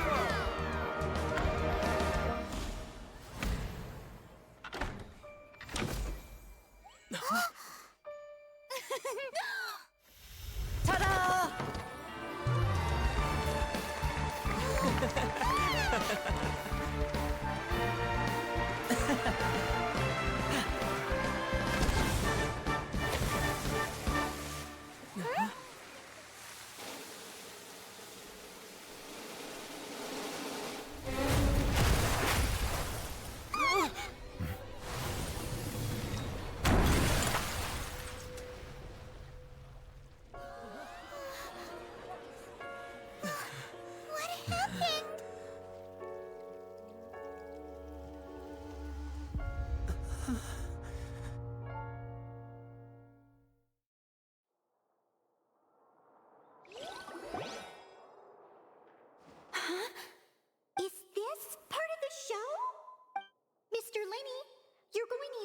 Magic to fix the stage now, right? What happened? Oh no. Maybe this isn't part of the show. The girl was still in that box, right? This performance is over. Medical staff with me. Guards, secure the scene and detain all the performers. Seal the exits. No one is allowed in or out at this time. Yes, that's right. If this was just an accident, then we must investigate the cause. But if this was all part of some scheme, then those accountable will not escape the judgment of the God of Justice. No need to be alarmed, you two.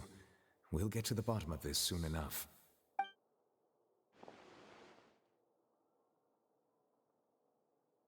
Unfortunately, the person who is in the magic box has been pronounced dead. His name was Cowell, one of the assistants in Linny's magic troupe. Apparently, the fireworks on stage ignited the ropes that were suspending the water tank, which then caused the tank to fall onto the stage. As of now, we are still not sure why we found Cowell in the box, rather than the guest from the audience.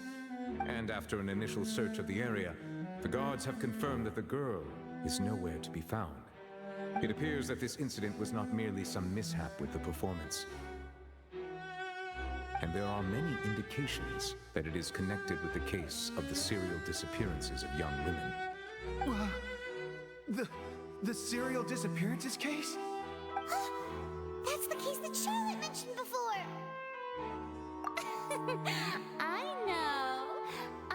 know the truth. I can see through the whole thing. Really, using such a shallow and obvious mystery as his finale.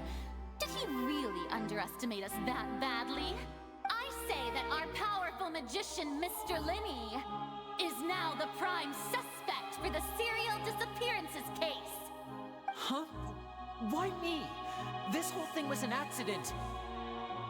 Oh, this all occurred during your magic show, did it not? The missing girl disappeared after being chosen, did she not? The deceased is one of your assistants, is he not?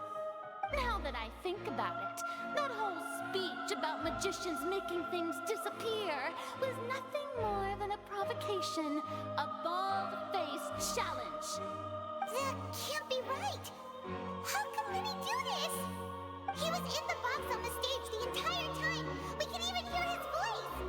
Besides, before the show, he told us they would like to catch the criminal behind the disappearances! He couldn't possibly mean catching himself! Save discussion for a later time, please.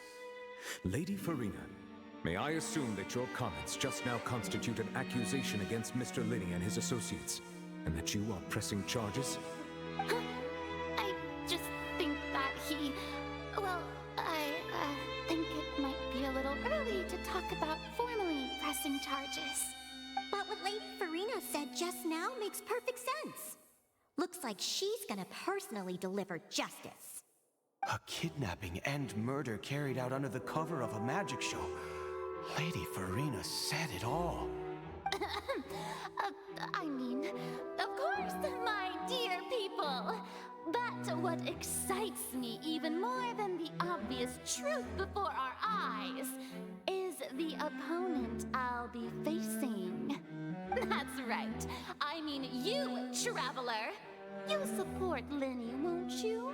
After all, he was the one who helped you the first time we met. Then there's no problem at all. You know, the Traveler and I already had a duel the first time we met. But with Linny's help, our little duel ended in a draw. But draws really are the most boring possible outcome. So, no more draws. Between the two of us, there must be a clear winner and loser. And what better place to hold such a riveting showdown and decide the true victor than here, on the grandest of stages, the Opera Epiclese. It wasn't a draw. She obviously lost last time. I understand. Charges have now been pressed, and as such, a trial is in order. Well, Traveler, seems Lady Farina has set you in her sights. But putting her dramatic rhetoric aside for a moment, I would like to ask you, are you willing to act as Mr. Linney's attorney and defend him in this case? Very well. The trial will be held a day from now in the Opera House. Both sides may investigate the scene to build their cases and search for the truth. Linney and his troupe are all potential suspects and shall remain within the Opera House. The audience may begin to leave in an orderly fashion once they have been cleared by the guards.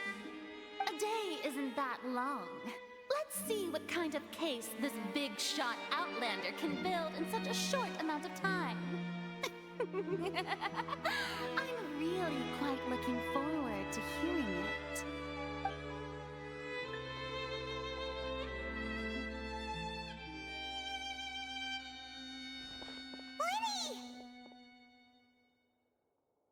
Sorry about everything that happened just now. Were you frightened? Of course! Who wouldn't be scared after witnessing an accident like that? Yeah, I'm a little shaken up myself. How could this happen? And poor Cal. I know you already claimed that you would defend me, but now it's just us talking. Tell me, do you think I could possibly be the murderer? Good to hear. Thank you so much for trusting me. I'm sure everyone sees me as the biggest suspect at this point. But if you ask me, the whole thing is mysteries layered upon mysteries, such that all that's left is confusion. I don't know whether what happened there on the stage was purely an accident or not, and I don't know why poor Cal was in the box. As for how that girl chosen from the audience could suddenly disappear, I'm afraid I don't have any answers either. If someone tampered with my performance, then we need to figure out what they did. Even a skilled and knowledgeable magician like myself couldn't pull all that off in just 1 minute. Which is precisely why we need to investigate! As this book says, the impossible could not have happened. Whatever happened must have been that which is possible.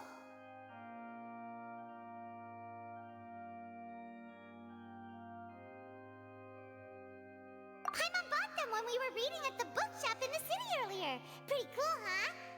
Don't worry, Paimon used her own savings to buy them. It wasn't from our travel funds.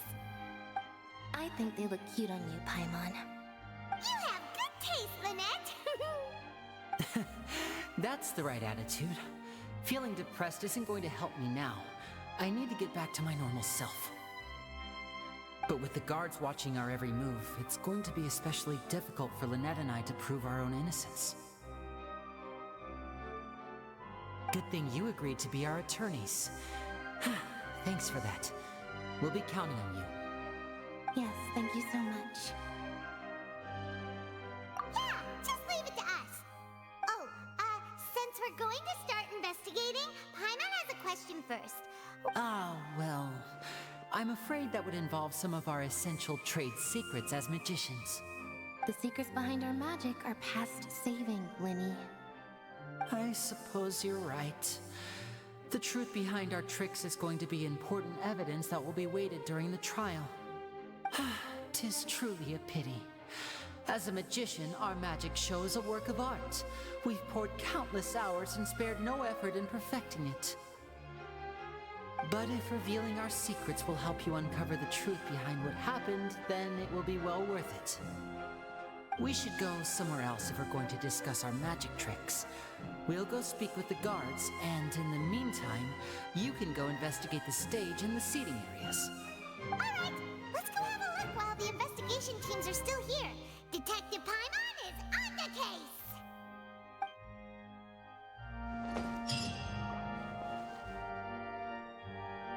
Hello, officer. How's the investigation going? Ah, I see.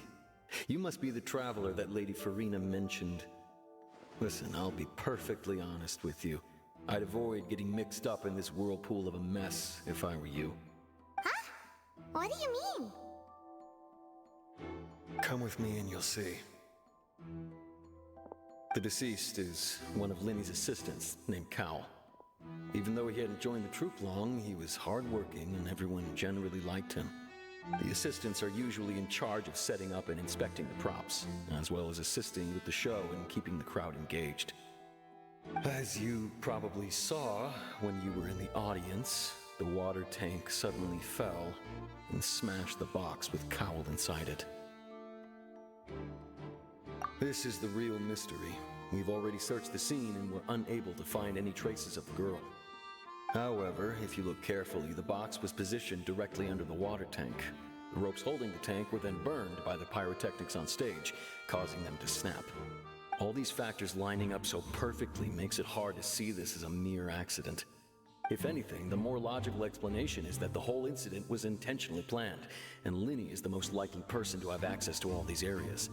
But he doesn't have a motive! Are you both good friends of his?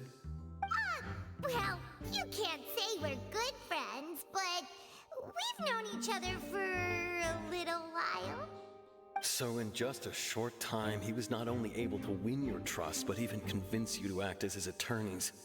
I know there's no such thing as magic. The real trick of a magician is holding the audience in the palm of their hand. I've seen a lot of cases, and I can tell you that people are the least reliable kind of evidence. Sorry, I tend to be pretty straightforward. Just know that I'm warning you for your own good. Anyway, you may investigate the scene of the crime yourselves if you're curious. Who knows, maybe you'll be able to come up with some new evidence.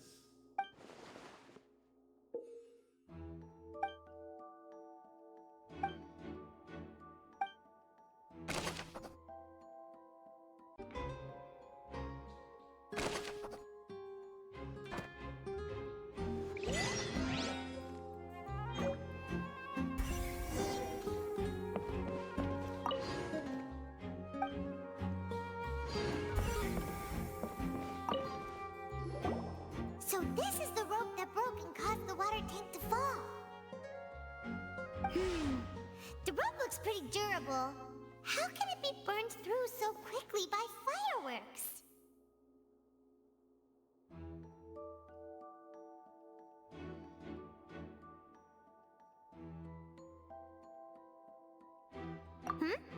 Why are you suddenly so serious, Traveler?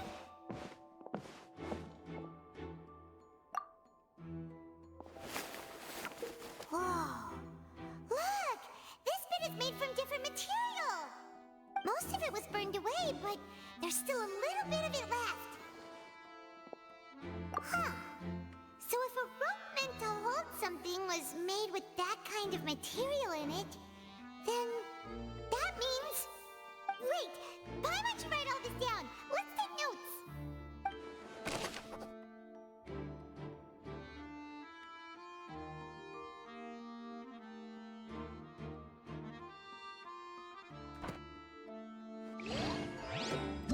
Clever.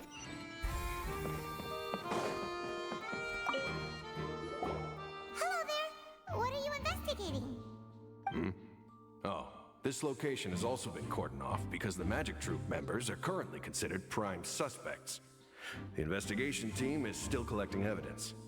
The seats were all booked in advance, so we were able to deduce the missing woman's identity by checking the guest list. Sure, it's not like this is confidential information. We will publish it later anyway when we petition the public to help us find the missing person. Her name is Halsey. She's a painter from Fontaine who's made a bit of a name for herself. Apparently, she wasn't a regular at the Opera House, but she'd been feeling some pressure with her work lately, which made her decide to come see the magic show. The Magic Troupe members all claim not to know her. We have looked into her social connections. It seems that she has no personal grievances or conflicts of interest with the suspects. Simply put, she wasn't related to the Magic Troupe at all, which matches the features of the previous serial disappearances. Were the victims of previous cases also chosen at random? That's how it seems to us, in any case. Apart from the fact that they were all young women of around the same age range, there really weren't any other connections between them. Okay then. No need to be so formal. If you do happen to see the missing girl, please be sure to contact us. It is of utmost importance that we get to the bottom of these disappearances.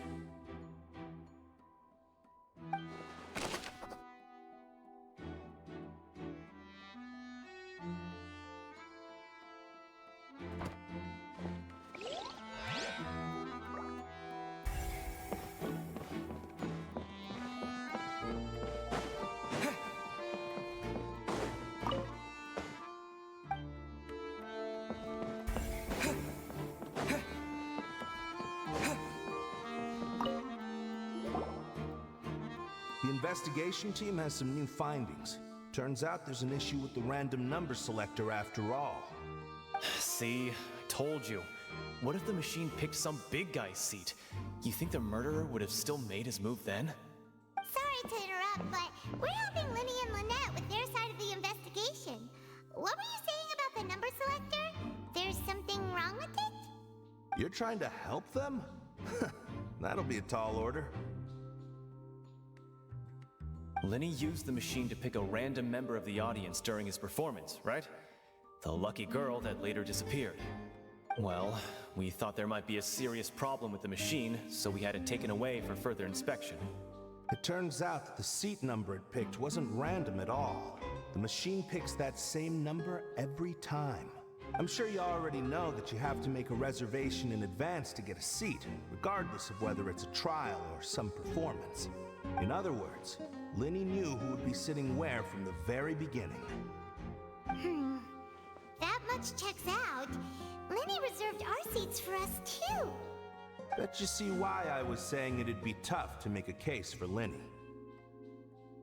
Even though it's bad for Linny's case, Paimon had better write it down.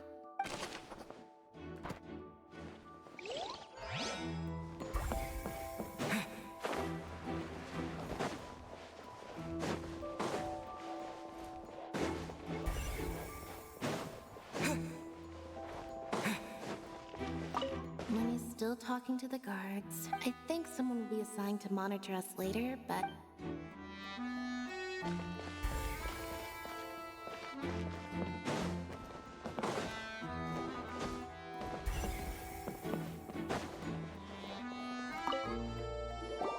I see that you're investigating the area.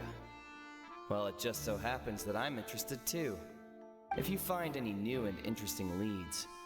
We don't have too many thoughts yet. Then why don't I tell you my hypothesis first? The way I see it, it all started with that loud thud. The thud? Oh, you mean the sound that happened during the countdown? Yes, exactly. It wasn't terribly loud, but I suspect that most people heard it. It's just that everyone was awaiting the results of Linny's trick with bated breath, so no one paid it much mind. But now that the incident has happened, the thud has become an important clue. That makes sense. So, what do you make of it? I'm of the opinion that it may have been the sound of Linny's accomplice. Lynette, perhaps. Jumping atop the water tank, or something like that. And when the pyrotechnics went off, she cut the rope, sending the water tank crashing down. But wasn't the noise we heard too loud for that? Perhaps the balance wasn't right, leading to a particularly rough landing. Oh, that's true. I suppose I must reconsider. That does remind Paimon, though. What was with that sound?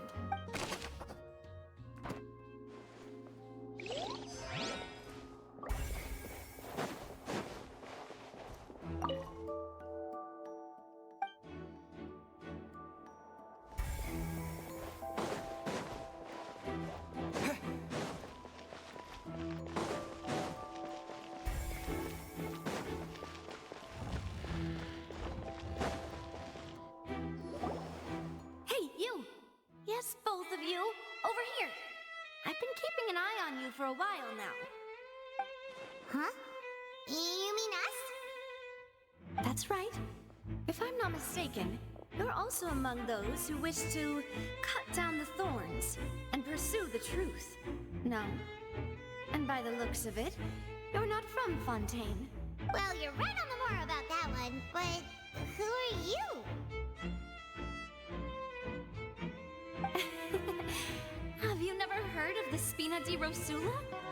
From mediating disputes and providing protection to solving conundrums, you name it, Spina di Rosula does it. And I, Navia, have the honor of being its renowned president. Though those who play by our rules call me boss. I'm Silver, her attendant. Pleased to meet you. And I'm Melus. Demoiselle's various daily needs and affairs are under my purview. Huh? Boss? Demoiselle? What gives with the names? Well, I am the second generation president. Malus and the others are still used to my previous title. My apologies, Demoiselle. Should you prefer, boss, I will endeavor to use that instead. No need. You don't have to call me boss. Just Navia is fine. Okay, if you say so. Not that we're members of Spina di Rasula anyway. All merely trifling details. Never mind. Now, back to the situation at hand. That's right.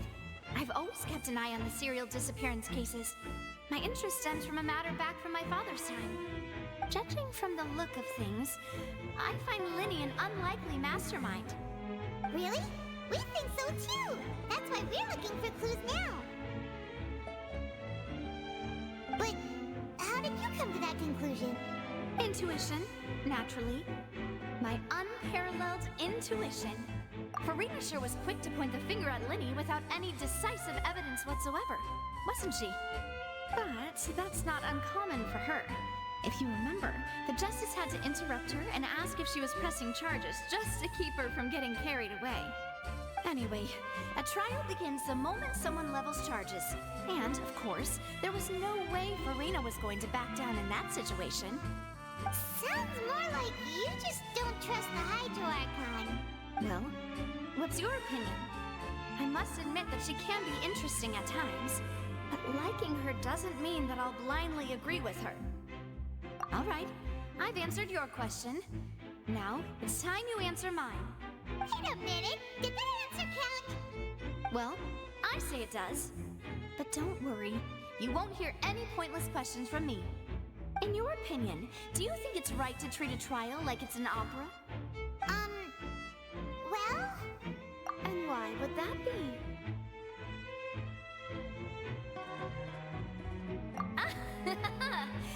See, Silver and Malus? I told you they'd be different.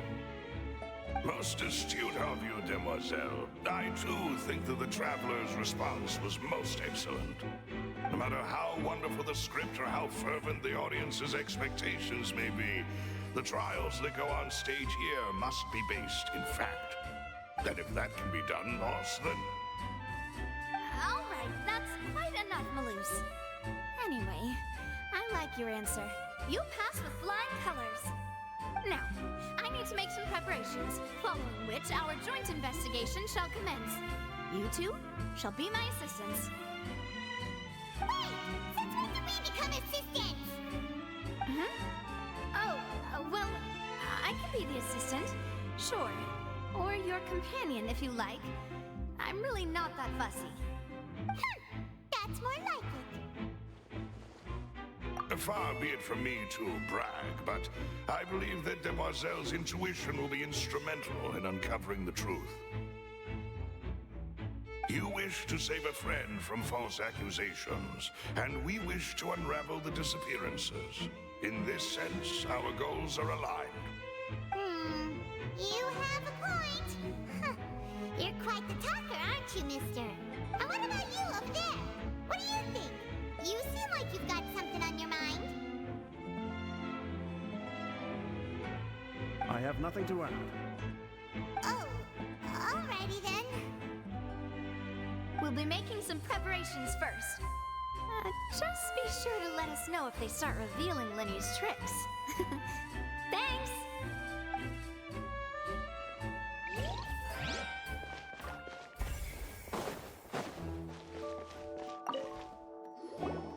Sorry, but no one can freely enter or exit the Opera House at the moment. If you wish to leave, you must register your identity with us first. No, we're not leaving. We're representing Linny and Lynette as attorneys, so we're investigating the case. Were you always guarding this entrance? Yes, after the Chief Justice gave the order, everyone coming in or out must undergo a strict inspection. So, the missing girl couldn't have left from here, at least not from that point on. I doubt there was much opportunity then either. How can you be so sure, Well, because I was in charge of security near the entrance at that time. I couldn't see Linny's performance from here, which was quite a shame. Just my luck. But still, I could not abandon my post, and I stayed put no matter how loud the applause was. If someone had so much as even approached the door, I would have noticed it, let alone if they had tried to leave.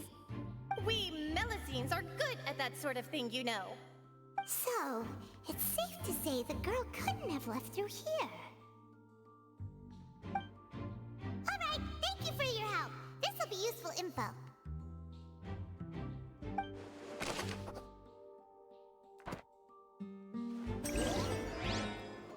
We've checked everything of note here at the performance venue. Paimon wonders how Linny's discussion with the guards is going. Let's go see. Understood. Then I will be going with you. Just so you're aware, I will be monitoring your actions and making notes as necessary. Very good. Thanks for being so agreeable. I'd pull a rose out of my hat as a gift for you if I could. You may spare the pleasantries. I'm just doing my job. You've arrived. Who's this? Me? I'm Spina di Rosula's guardian angel. If you've got a problem, I've got the firepower. Sorry, I got a little carried away there. Call me Navia. I'm a partner of theirs, and we'll be helping investigate this whole situation. And these are my companions. Would you mind if they join as well? Fine by me. Oh, new helpers? I would be most grateful. Well, let's just say we're tagging along. It's not every day you get to see the secrets behind magic performed on such a large scale. I appreciate your kind interest. Come with me. We'll be heading below stage. Huh? Below stage? Yes, a world of secrets is hidden beneath this magic box, prepared specifically for this switcheroo trick. But before I reveal everything, you should have a look first. Notice anything strange here?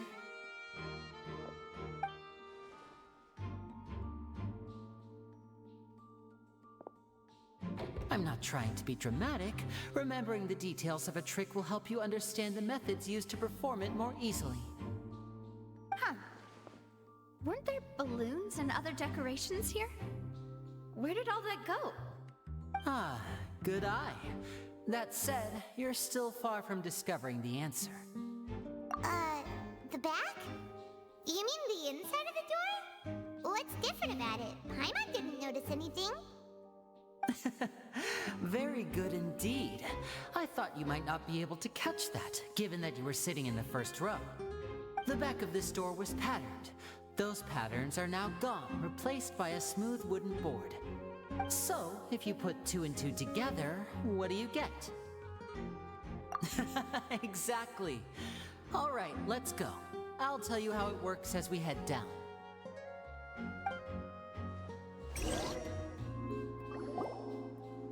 Oh, so there was a passageway under the magic box! I knew you'd figure out most of it as soon as you saw this place. The 2 magic boxes are positioned right above the 2 entrances of the tunnel. See this flatbed trolley? The box with the lucky audience member in it would be shuttled over to the other side using the trolley. This trolley can raise and lower and even rotate, ensuring that the box will face in the right direction. I see. So that's the purpose of the box inside another box. Precisely. The inner box would descend after the audience member was put inside and be moved along the trolley, all while the outer box would remain on stage as if nothing had ever changed. So that's how you did it! Once the box was lowered, the trolley would store some energy through this device here, with which it would complete the rest of the steps. The audience member would only be able to feel some slight movements in the dark, and by the time she walked out, she would already be back on stage. Right! You were talking that whole time, and you even came out for a moment near the end! Ah, yes. A phonograph operated by Lynette was used to achieve that effect. My assistant and I had already scripted our conversation beforehand. When the countdown began, I had already gone to the opposite box via a tunnel using that ladder. And what about Lynette? Where was she? I was in the mezzanine space in the back of the box. Oh, interesting! That's how we were able to coordinate Linny's lines with the assistant. And by the way, I was the one who walked out of the box at the end. I mean, we are twins. All it takes is a change of clothes and no one can tell who's who. And that's my favorite part of this trick. Only Lynette and I can perform it. So that's how it all worked! Wow! Every detail you revealed was more amazing than the last!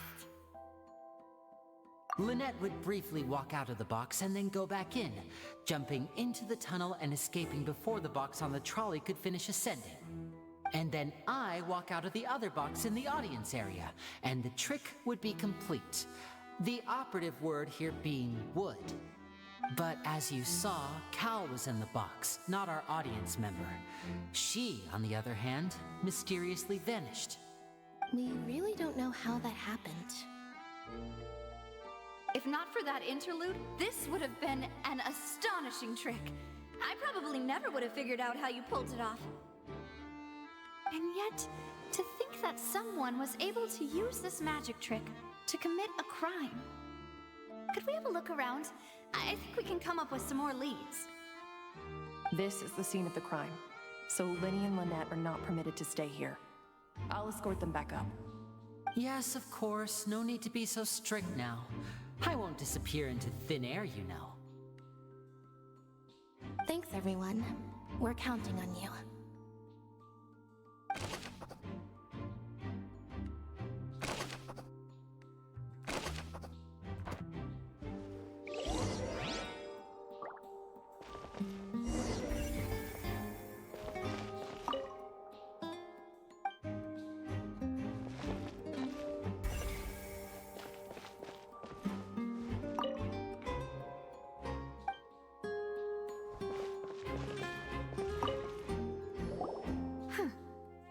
This? Looks like a hook tied to the end of a rope. Huh? There's all kinds of odds and ends here. Perhaps it was a prop for a different trick. But why would it have been left here? Whatever it is, let's make a note of it first.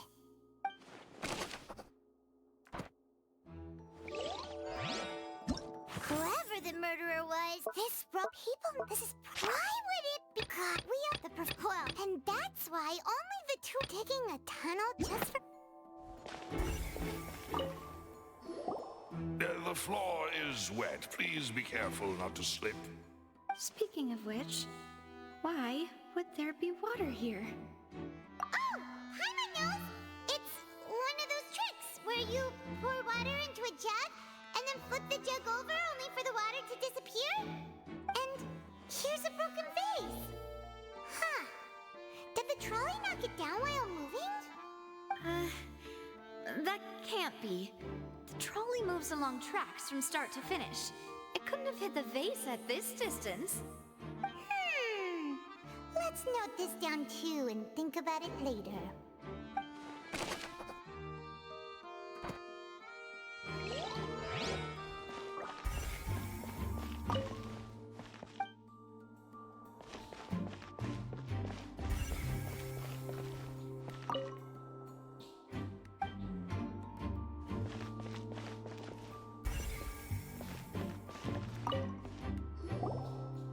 What is this place?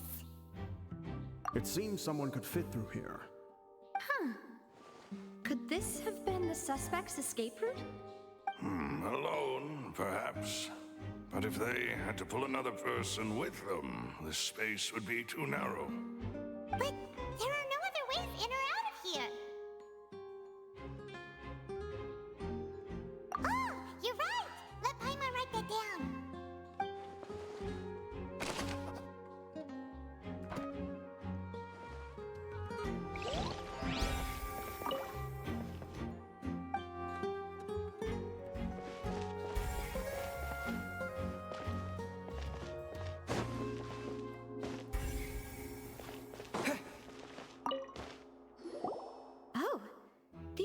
clothes that the lady chosen from the audience was wearing, right? Her clothes are here, but she's nowhere to be found. Right. And do you really need to do that if you're kidnapping them? Ugh, this is so confusing. Paimon doesn't want to be a detective anymore.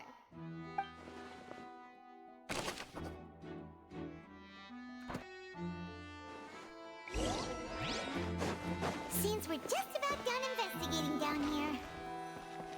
Yes.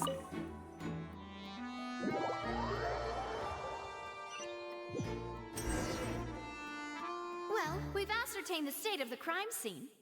Let's find a place to sort out our findings once Malus returns.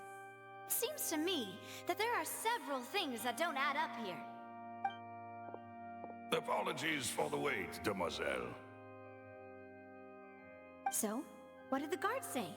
Did the criminal escape through the vent? They believe the odds of that are very low, since the vent leads to the Opera House's basement. The guards have checked the area carefully. No one left through the basement during the performance or after the incident, and no one was found hiding there. So the tunnel's become like a secret chamber then! You know, like the kind you usually see in novels! The plot thickens. Halsey's disappearance and Cowell's death are both quite inexplicable. No wonder Farina was so confident in her accusation. All the current evidence points toward Linny and Lynette. In other words, the charges are very likely to be upheld unless we make some considerable progress. Charges and then trial. So if the charges are upheld, they'll announce a sentence? That's right.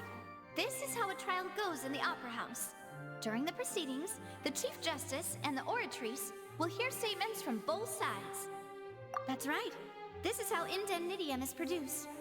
The statements from both sides, the defenses from attorneys, witness testimonies, and even the audience's emotions will all be projected on the Oratrice.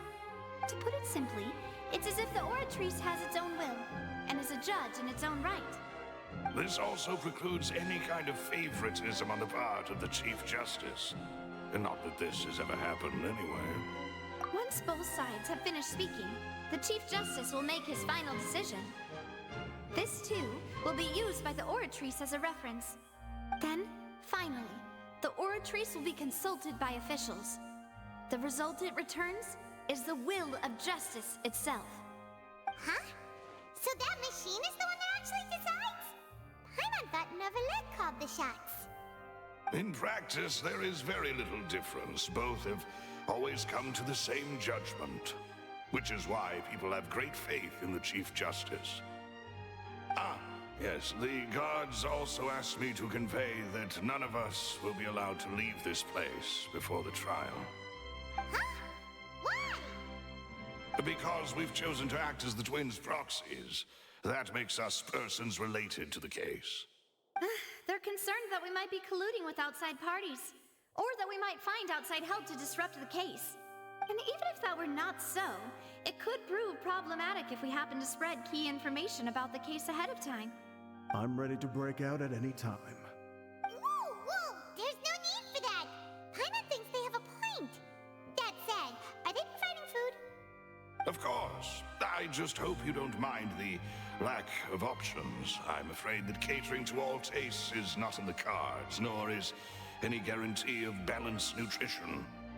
In that case, let's just sort out our findings together here. Pity. I was hoping to take you to try some of Fontaine's famous desserts, too. I mean, what better way to properly think through our findings than over some tea and sweets? Huh. Breaking out suddenly doesn't seem like such a bad idea after all. Just kidding!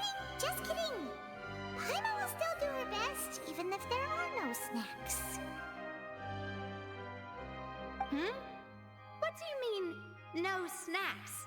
Of course we'll have snacks. If we cannot buy some, then we'll simply make some. Huh? Here? But how? Understood, demoiselle. Everyone, please come with me.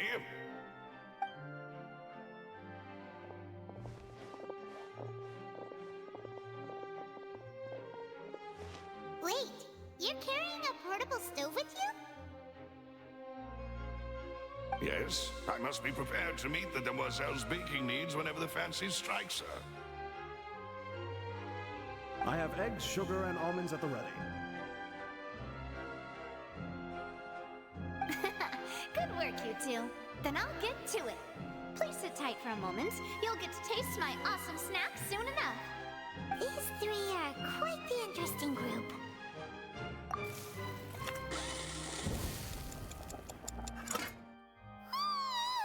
And Paimon thought it smelled good while it was still in the oven.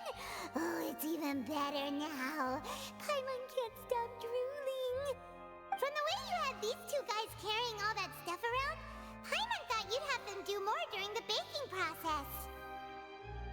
But you ended up doing the entire thing by yourself. Beating the egg whites, grinding almonds, everything. I was applauding. And I was giving encouraging smiles. Paimon was just thinking, aren't you worried about getting your fancy dress dirty beating egg whites and baking like this? Well, I don't think it's carved in stone anywhere that fancy ladies can only read books, sip tea, ride horses, and play the piano. I just really enjoy making snacks. Don't underestimate beating egg weights, by the way. It's a real arm workout. You also need to beat them to just the right consistency, or your macarons will crack. Anyway, give these a try, fresh out of the oven. There's 3 for each of us. Only 3? Well, eating too many sweet treats might send all that sugar to your head. You wouldn't be able to think clearly about the case on a sugar rush, would you? Tea is ready to be served as well. This is Demoiselle's favorite, strong black tea with a floral fragrance that clears the mind and lifts the spirit. No need for concern, I'm merely doing as I should.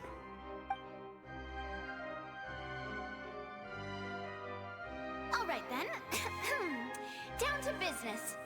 As Paimon mentioned previously, the tunnel seems to be something of a secret chamber. However, we can assume that Linny and Lynette were not alone within it. Some criminal also occupied its sealed confines.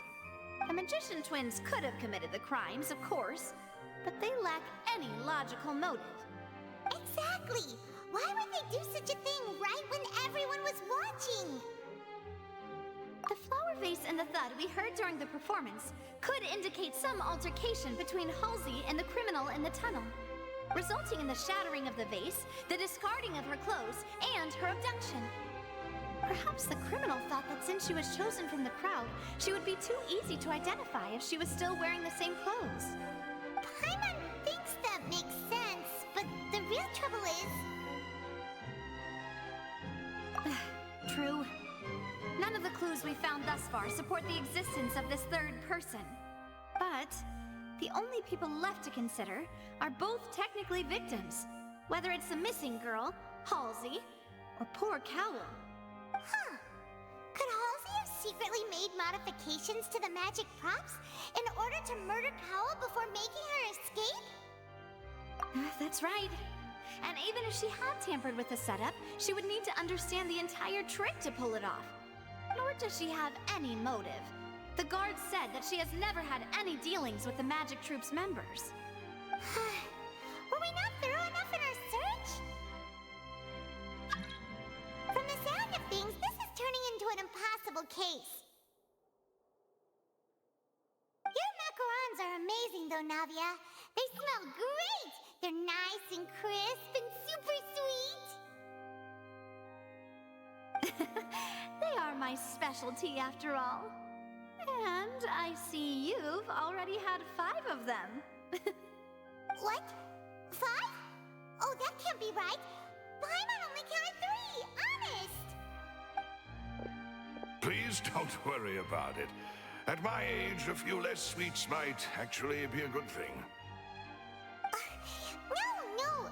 Being greedy is one thing, but Paimon knows how to count. Besides, Paimon knows that if she ate too many, then others wouldn't have enough. Wait, even you don't believe Paimon? How could you? If Paimon ate those 2 extra macarons, then may they turn into stone in her stomach! All right, we get it. Well, I I suppose one of us might have gotten too engrossed in our chat and eaten them by mistake. No big deal. Malus, set up the stove again if you would. Huh? What are you doing? Making sure everyone gets 3 macarons, of course.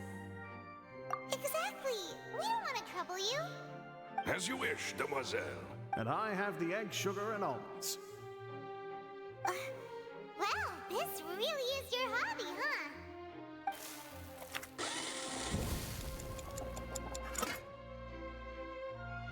Well, that's it for snack time. I'm going to have another look around the area. I don't know what we're looking for yet, but we've still got some time. As attorneys, I suggest the two of you think the case over again. It would be awkward if you got all tongue-tied on stage during the trial. Alright, thanks for your help, and for the snacks. It was nothing. A small task for the Spina di Rosula. Silver, Malus, it's time to go. I'll be back if I find anything new.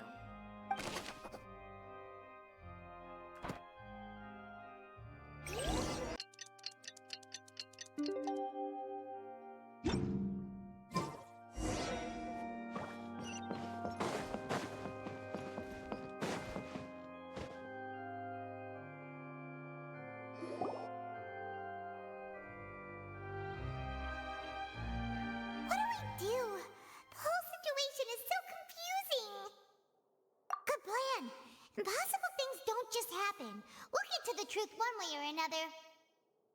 Just relax. Even if everyone else suspects Lenny and Lynette, at least we will be supporting them from the stands. Besides, I doubt Farina understands any more about what happened than we do. Thanks, Navia. Well, we'll be going then. Best of luck to you.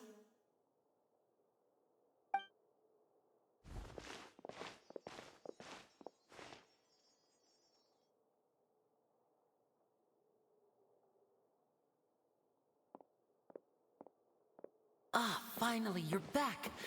Well, how did your investigation go? To be honest, you might be disappointed. No. We're already very grateful that you were willing to help. Well now, don't you all look disappointed. Don't tell me that your investigation came up empty-handed. That was to be expected, of course. The guilty can never produce proof of their innocence. But don't let that stop you. I shall be terribly disappointed should you, my most anticipated foe, concede so easily. Since both parties are present, I declare that the trial regarding the magic show incident is now in session. Firstly, in order for the audience to understand the causes and results of the incident, could we please have Mr. Linney explain the trick? Yes, of course. I will explain while Lynette demonstrates on stage. All the necessary items have been prepared.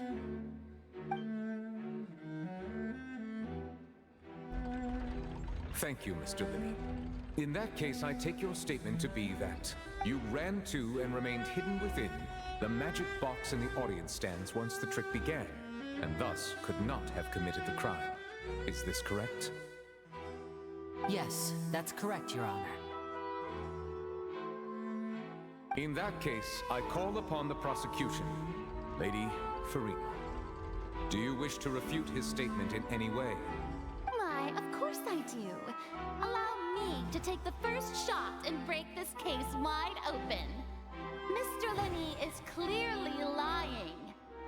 There is no way you could have been in the box the whole time if you were to abduct Halsey and murder Cowell. In fact, I'd say you were hardly in that tunnel at all. That is simply your hypothesis based on the presumption that I'm guilty. Oh, is that so? And if I may ask, what did you hear while you were inside your box? The roaring countdown of the crowd, of course. That's how I kept track of the time and built anticipation for the finale. And you didn't hear anything else at all? Nothing that might leave an impression of any kind? No, nothing. I see.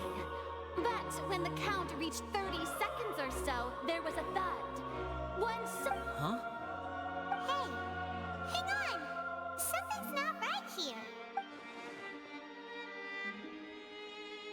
Yeah, I'm sure he could have heard a noise that loud from inside the box. I was right by the box, and I definitely heard the thud.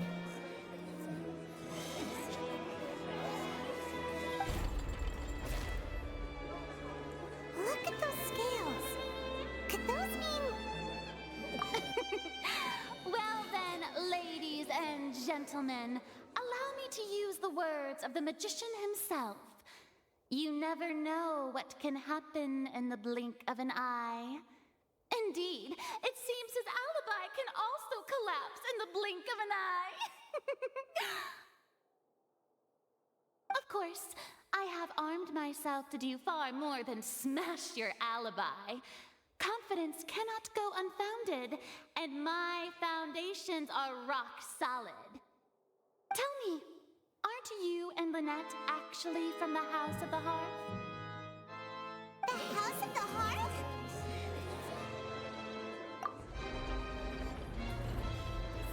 No wonder they did something like this. So the serial disappearances were the Fatoons doing. Now it all makes sense. I've got a feeling that what happened on stage probably wasn't just an accident. That's irrelevant. Our identities have nothing to do with what happened. Indeed. Then perhaps you could tell us everything that happened during that 1 minute. Your first priority is to prove yourself innocent after all. I'm sure there is little that needs to be kept secret now. Unless your script already has holes in it. The Outlander is speechless. My, oh my, don't they look flabbergasted? Now comes the infighting and discord, I suppose. This was almost too easy. Good thing I made all those preparations. Seems the all-nighter I pulled last night is really paying off. Hey, Linny, why didn't you tell us this before?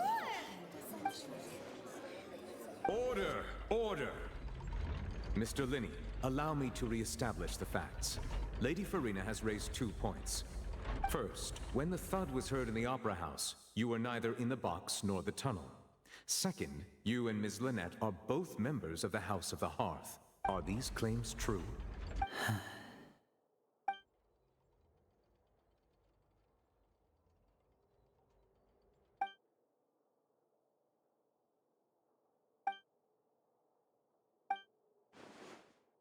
Please answer my question, Mr. Linney. I'm sorry. Yes, they're true, Your Honor.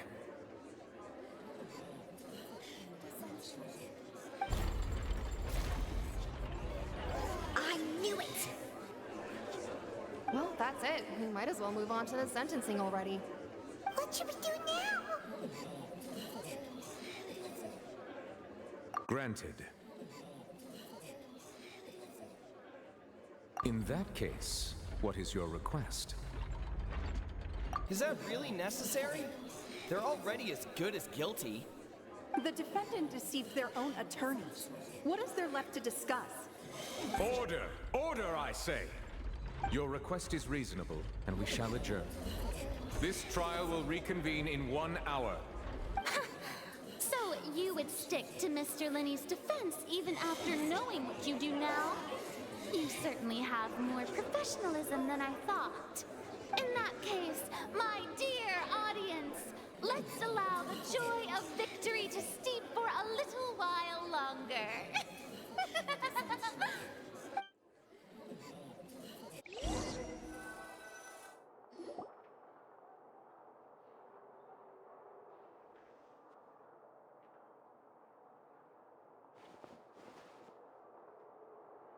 Well, this is awkward. I didn't think the Hydro Archon would dig all that up.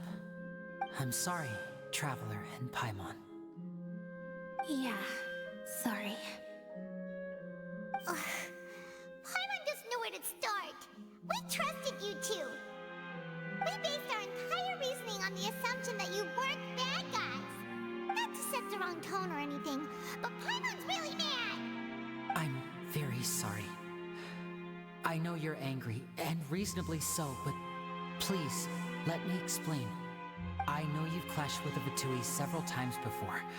I wouldn't be surprised if just hearing the word is enough to make you upset. But our organization is very, very large, and the Harbingers have very different personalities and goals. Right now, we want to save people. As many as we can. That's right. I'm sure we're on the same page when it comes to this nation and the disaster that its people might face. I knew if it weren't for our respective identities, we could become good friends. That's why I didn't wish to flat out lie to you, but chose to hide some details instead. The truth is very important, but being completely transparent about everything would see us spending more effort than we need to. Right. So, you be the judge. Heck, if I were you, I fear that I'd even struggle to trust me at this point. You met a Fatous who works as a magician, a trickster by trade. All by coincidence, too. But still, I'm asking you to trust me. I am no criminal. At least, not in this case. Sorry. Please forgive us. Well, you both say that, but... Right, let's hear your answer first, and no lies now! Of course. I'll answer any question you ask. We've been trying to find out how the Oratrice operates. We want to know why it has a consciousness. Why can it deliver sentences accurately? During our investigations, we learned that the machine's core is beneath it. From that moment on, Lynette and I have been designing this box swap trick, with the objective of getting close to the core. Is that why you needed a whole minute? That's right. In truth, the audience would take about 75 seconds to count down from 60, while I would only need 15 to get to the opposite box. So, after jumping into the tunnel, I accessed the Opera House basement via the vent, and went to investigate the room in which the core is stored. That air vent was created during the construction of the tunnel specifically to execute this step. Well, nothing. As soon as I reached that room and was about to investigate, I heard someone's voice. Which should have been impossible, of course. I was quite certain that I was the only one in the room. That voice seemed to recognize me and tried to speak to me. I chose to err on the side of caution and retreated the way I came. On the way back, I saw the broken vase and the clothes on the ground, but the countdown was almost finished, so there wasn't time to give it any thought. After that, the homicide occurred just as you saw. Well, that explains why you didn't hear the thud. Because of that prophecy I told you about, of course. We must know all we can about this nation's secrets in order to deal with that prophesized crisis. That's the only way we can save everyone. So, there you have it. The whole truth. I swear, I didn't hide anything from you this time. It was never my wish to proceed under this cloud of mistrust either.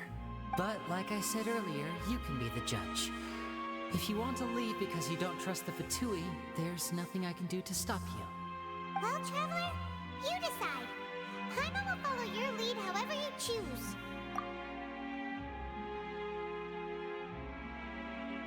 Okay, thank you. Thanks for giving us a chance. The current problem is that the scales are tipped pretty badly against you two. If we want to refute the Hydro Archon's accusations, we're gonna need a seriously watertight defense. Huh? Oh, Paimon thinks she gets what you mean.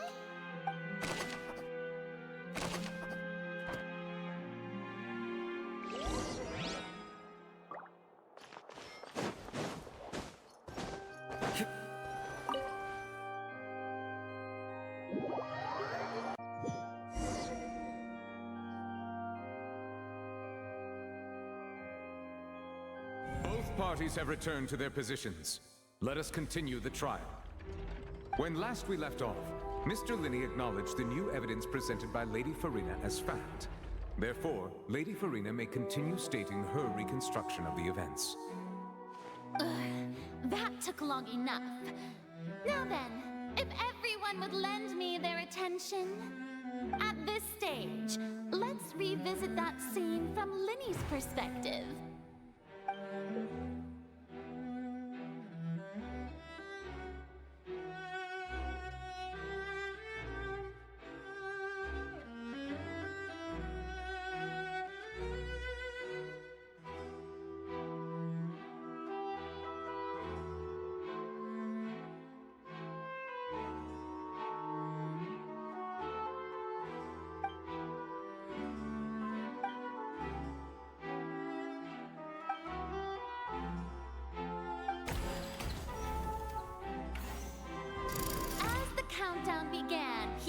entered the tunnel. When the flatbed trolley passed, he opened the box and got into an altercation with Halsey, which caused the loud thud.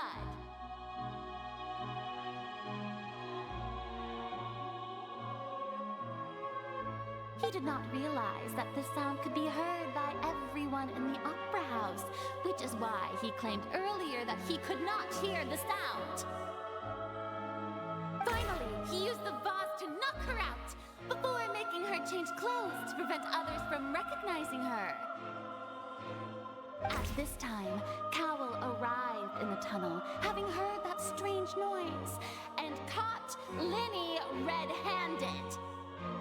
So Linny proceeded to knock him out too before stuffing him into that box.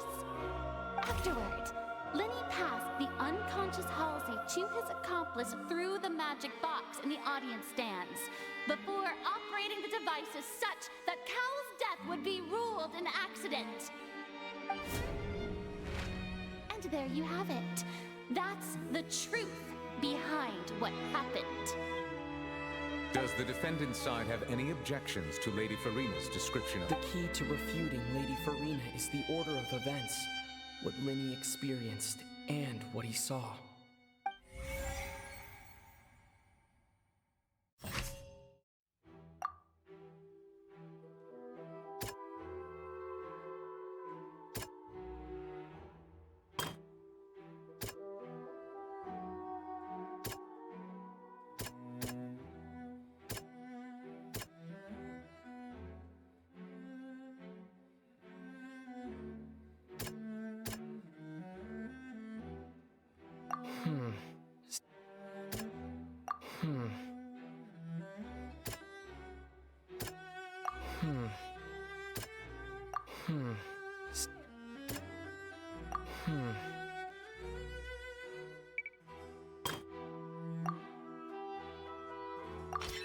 According to Linny, he left via the vent after entering the tunnel.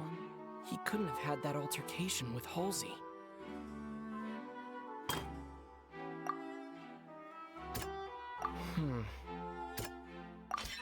Linny went to the room that contains the Oratrice's core. This is the actual truth.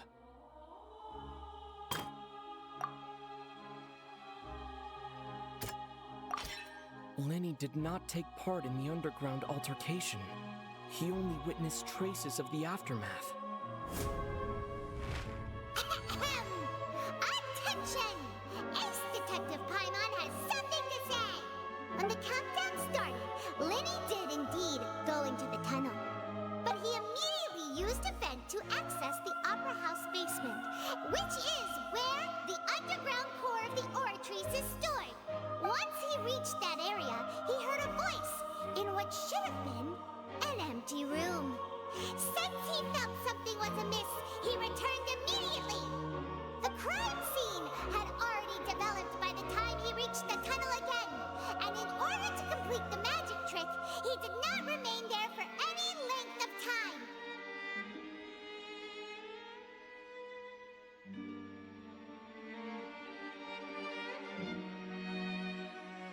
Finally, he reached the surface, and that was when the accident happened from his point of view.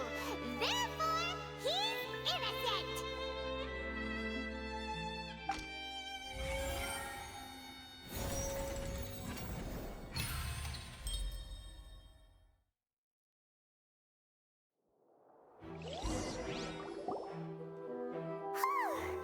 Paimon did it! Paimon actually managed to say all that! Wasn't it awesome? In other words, you believe that he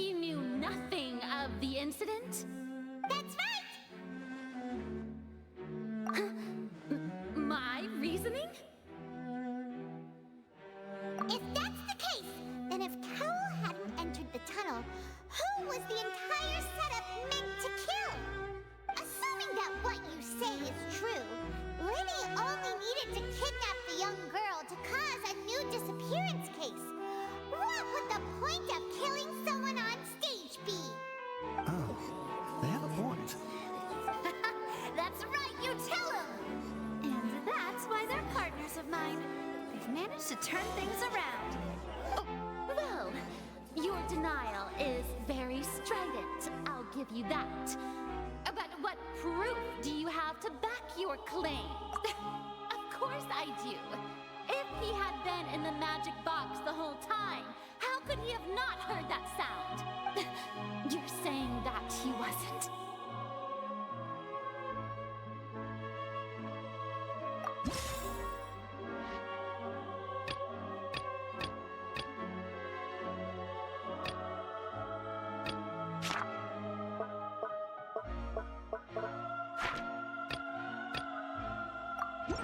Are you sure we don't need to give this more thought? Paimon thinks there's something off here.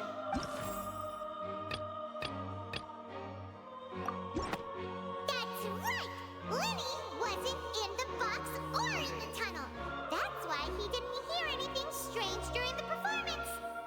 This means that when the crime happened, Lenny had already entered the basement via the vent. The same clue you used to disprove his alibi has now become the best proof! How do you like that? Well played. To think you'd use such logic. Well then, if it wasn't Lenny who committed the crimes, then who was it?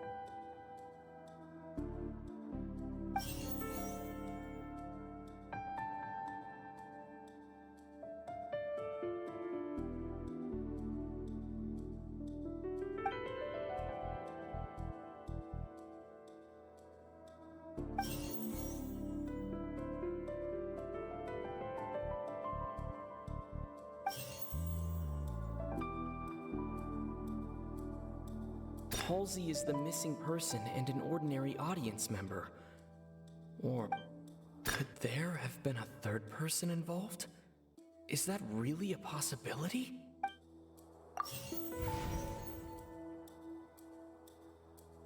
The deceased's name is Cowell, Lenny's assistant. He would have been able to tamper with the equipment. Halsey is the missing person and an ordinary...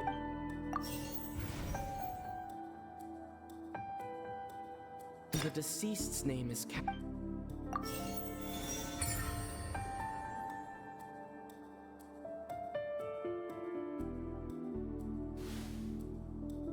Huh? That can't be right. Are you serious?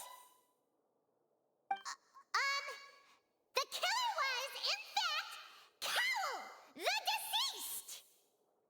Oh, is that so? How interesting! Let's hear your reasoning then. What I must do next is recreate the truth. What Cowell did, and how he went from would-be perpetrator to victim. The sound we heard may have come from a clash between the missing Halsey and the criminal. No one entered or left the Opera House through its end. It would have been tough for both people to fit into that vent. They would The deceased's name is Cowell, Lenny. Halsey's clothing was in the tunnel. The sound we heard may have come... Halsey's clothing was in the... Lenny was not in the tunnel at that...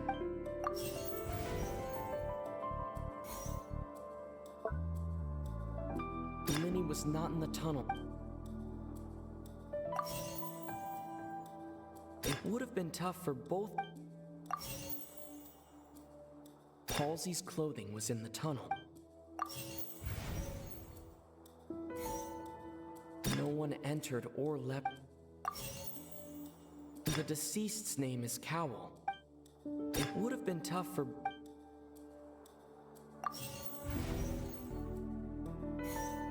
The deceased's name is... No one entered or left...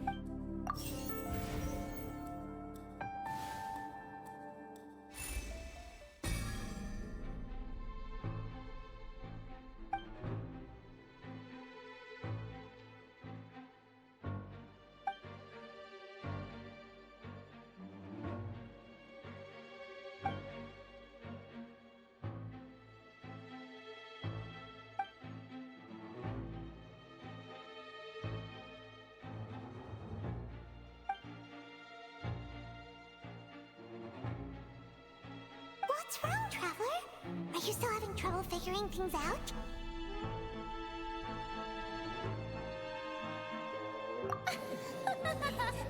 I see how it is. So this was all just a bluff. And here I thought you had something to show for it. But it seems you're still far from the truth. Look, since we're at a dead end, why not consider a different track? Just like the trick as it transpired, the end result must have been utterly different from the magician's initial design. If only we knew how Halsey disappeared. Well, that would be nice, but the tunnel only has 3 exits, and none of them seem very likely. And it's not like this is a magic trick where you can just make a real live person disappear. You know, like... Excuse my interruption, dear opponents, but do you not see that the crowd is growing impatient? There is no greater sin in this opera house than an awkward delay in the performance.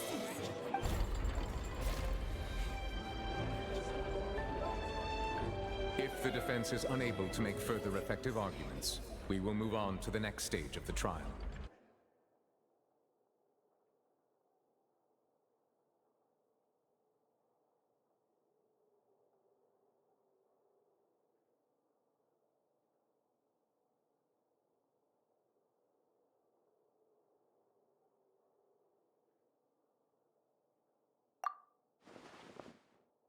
Lily was not in the tunnel at that moment, which gave our... The sound we heard may have come from a... The deceased's name is Cowl, Linny's assistant. The vase was not broken by chance.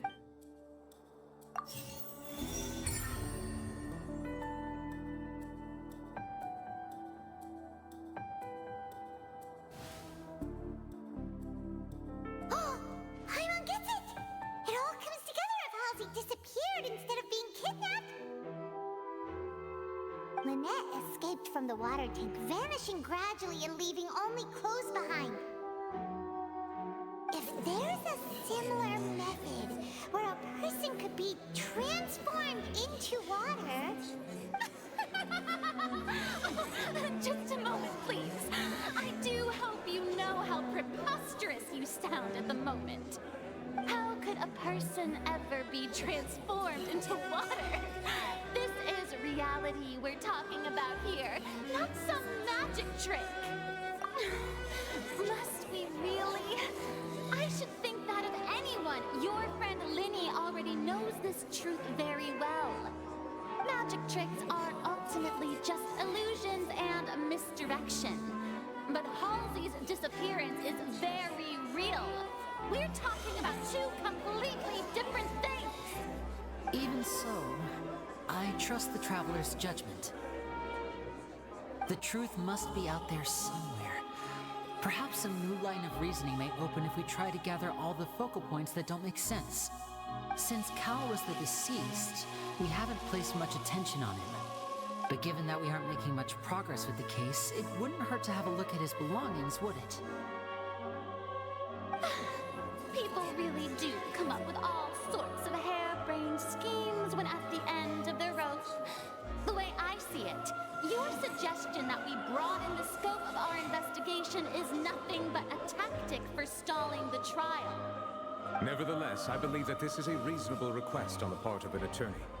Since the trial does indeed appear to be at an impasse, I believe that additional evidence may help us make more progress. Guards, please step into the lounge and examine the personal effects of the deceased Cowell.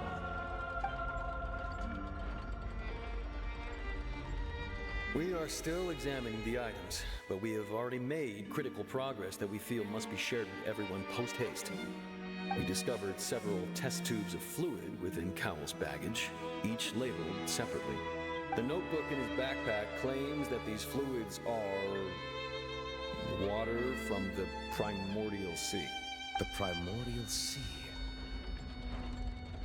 The note's contents also indicate that Cowell belonged to an organization that sells illegal drugs and that he had an accomplice.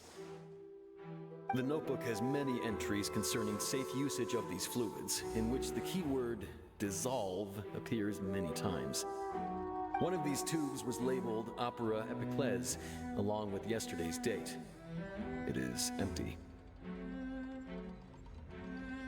The notes also state that these dissolution properties work exclusively on people from Fontaine. It's likely that Halsey was chosen as some sort of test subject. As such, we believe that the defense's hypothesis is, in fact, supported by sufficient evidence. You've got to be kidding! People dissolving into water? Could something so ridiculous actually be true? Wait a moment. This reminds me of a certain prophecy, but it's just a coincidence, isn't it? Huh. If people can become water, does that mean that the water tank's real use was as a means to hide water stains? And if Cowell was targeting that girl... Wait just a minute. Could that mean... You two, with me, quick! Demoiselle, wait! What about your partners? Let's go. Just trust me. Order! Order! It is undeniable that further examination of the deceased's personal effects has yielded some surprising results, but we cannot yet verify the veracity of these clues. Still, let us assume that these clues are indeed authentic, albeit with the understanding that Ms. Halsey has yet to be found. Guards, please continue examining the items along these lines. Mr. Linney, it appears your hypothesis is supported by the evidence, so please continue speaking. Of course. Thank you, Your Honor. If we uphold this hypothesis, I believe that many of this case's seemingly unrelated clues can be connected together. Right! Like the metal hook! That one didn't make sense at all. Let's think about this. Cowell's methods must have something to do with that water from the primordial sea.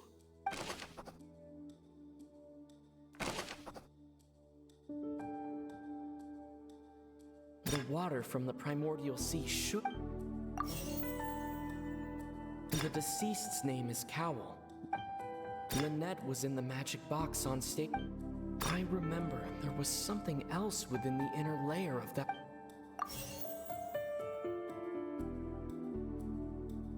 Now it seems like the hook...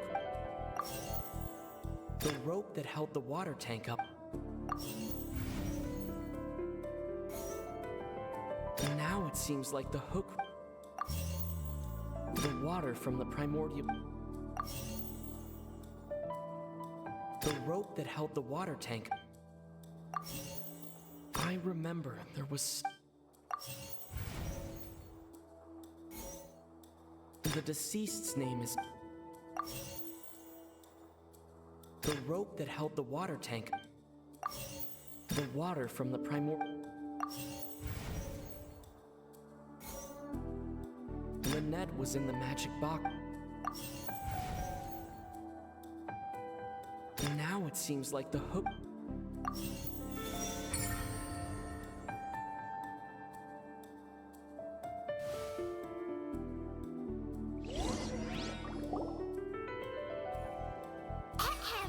It's Ace Detective Paimon's time to shine again!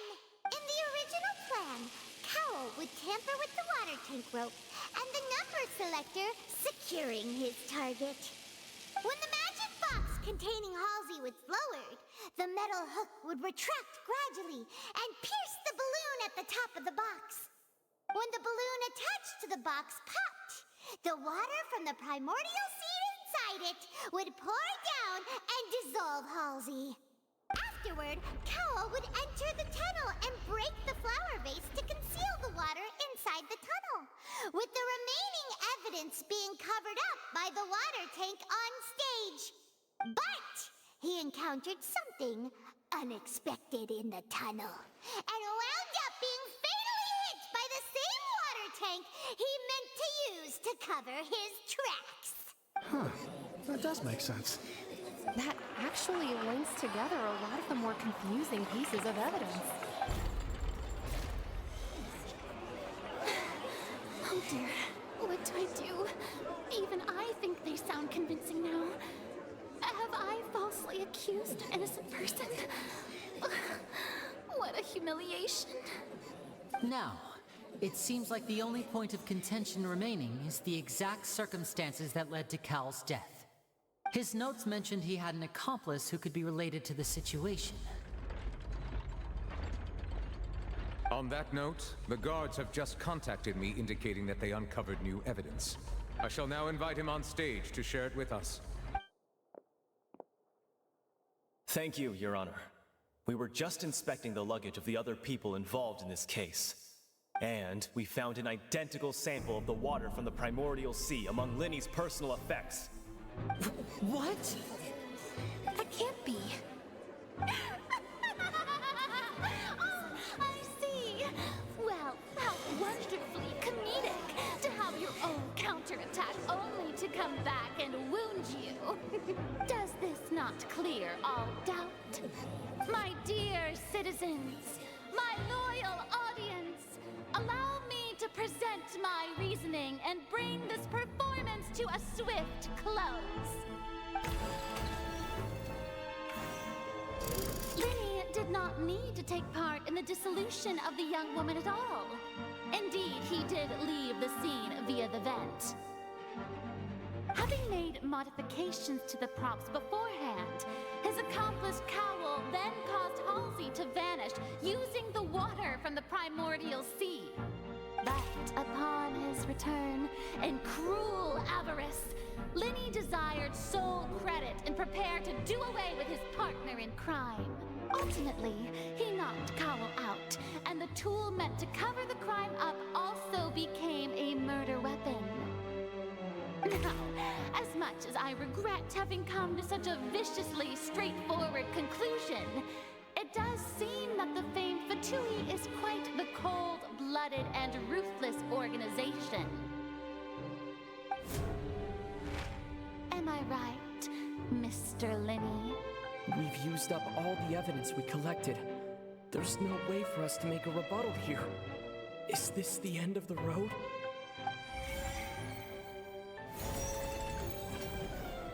Oh no! Paimon can't think of anything either. It doesn't look like there's any way around this. Seems using the water as new evidence was too good a move. Why did this have to happen now? I think we've all seen enough now, and we have ample witnesses to my flawless reasoning. I believe this is indeed the finale. Now then, my good, noble Chief Justice, should we not, in your view, Excuse me, everyone, but I must interject. Miss, I must ask you not to shout, and to respect the ongoing legal proceedings. Oh, come on. Don't be hasty. I have a good reason for interrupting, you know. Now, would anyone here like to take a little break from all this debate and see a little magic? I'll show you an amazing trick. One that can bring a young woman who has disappeared back in the flesh, right before your very eyes. Please, do the honors, Mr. Linny. What in the world is she saying? No offense, miss, but miracles like that are beyond my scope as a magician. Come on now, don't be silly. Magic is all about misdirection, isn't it? It often conceals the truth while presenting a fascinating illusion. But once everyone believes the illusion, can't magic reveal the truth to them once again? And wouldn't such a trick be the most marvelous finale to today's performance? Come on, Linny and Lynette. Give it another go. Don't Spina di Rosula has made the necessary arrangements on your behalf. But, as the magic makers and stars of the show, I think I should leave the final performance to you. I understand.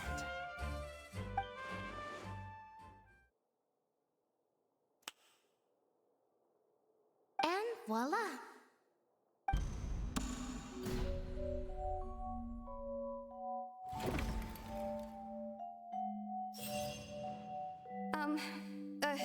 Sorry for the interruption.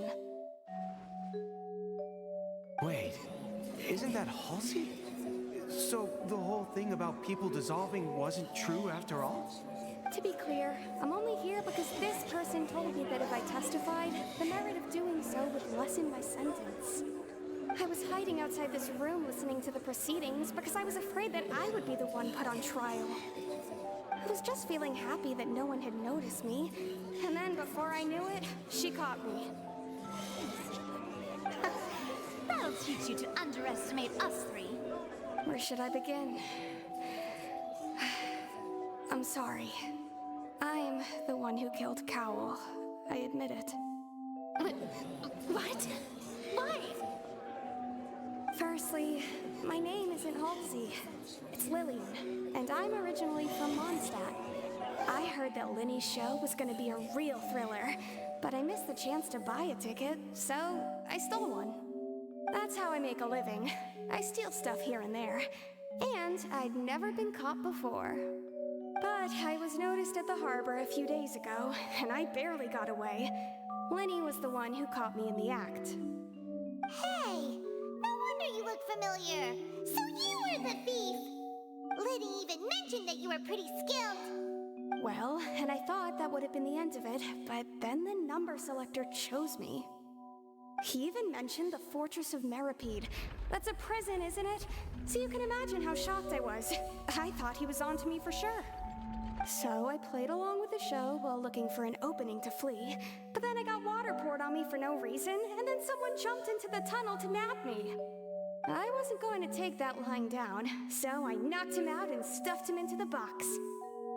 There was nowhere to run from there, though, so I had to change my clothes and hide in a box containing performance costumes. I slipped out after the first guard arrived at the scene and continued hiding inside the opera house. Can a person even hide in there? But I swear I didn't know that the water tank would fall down. Really, I swear it. Had I known that, I wouldn't have put him in the magic box. I may be a thief, but I'm no killer. Well, that makes everything pretty clear now, doesn't it? This time, we need to tell the entire story from Lily-Ann's perspective.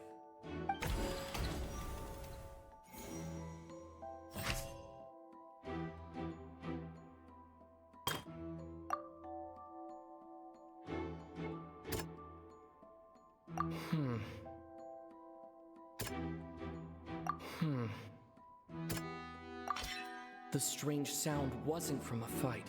It was Lily-Ann's attempt to break out when she was frightened.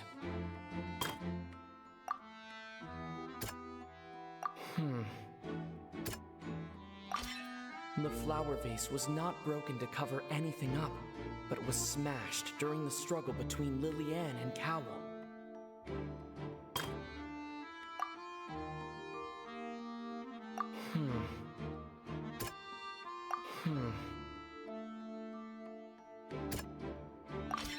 Lily-Ann was afraid that she would be recognized if she left, so she changed clothes and hid, biding her time.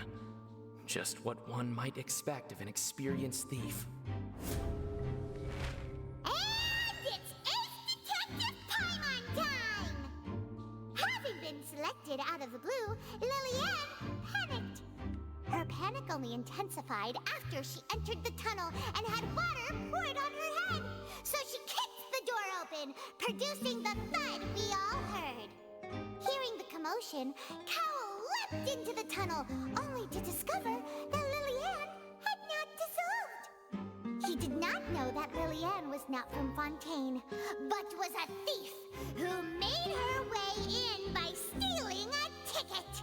Mistakenly believing that the water from the primordial sea needed time to take effect, he tried to force Lily-Ann to the box. The two broke the flower vase during the struggle, but Lillian came out on top, knocking Cowell out and putting him in the box. With no way of escaping, she changed her clothes and hid in the costume trunk until the performance ended.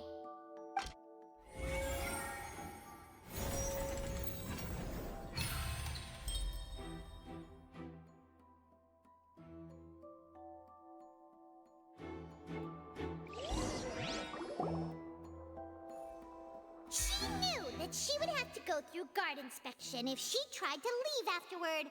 So, she has been trapped in the Opera House these last 2 days. She had already become desperately hungry by the time we were chatting over macarons. So, she swiped 2 of them right under our noses. Talk about a sneaky thief.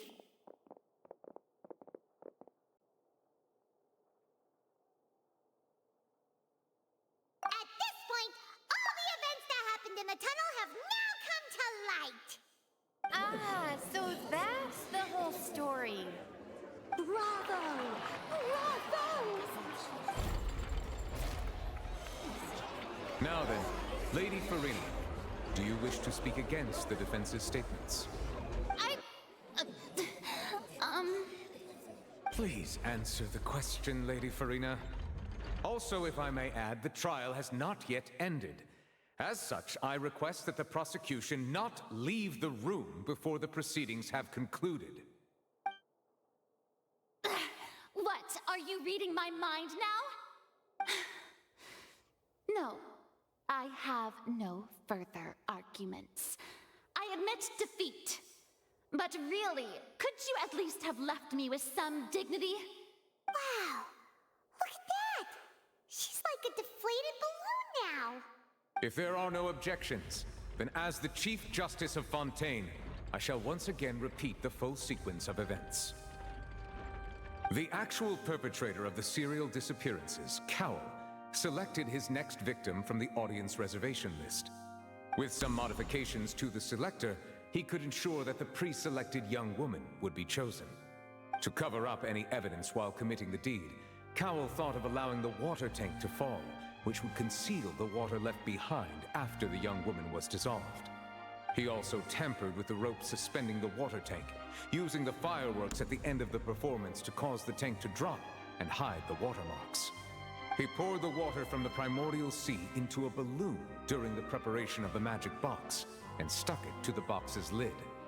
Finally, he passed the prepared hook on a rope through the gap in the magic box's door when bringing the young woman to said box.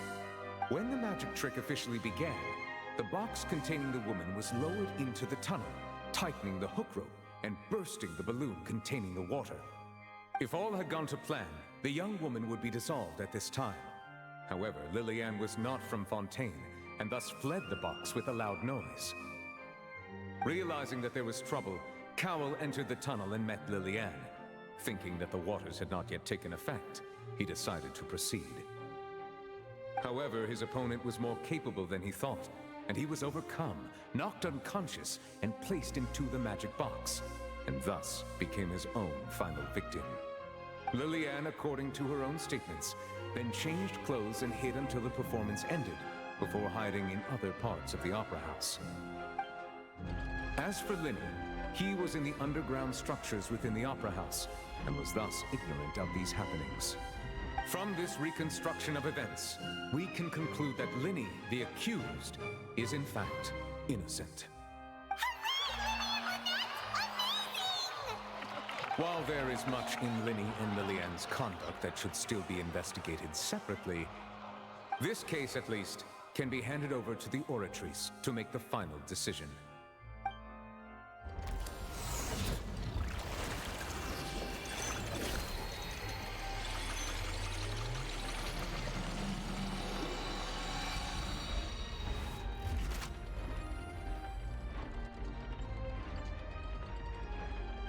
As such, Linny and Lynette are officially declared not guilty.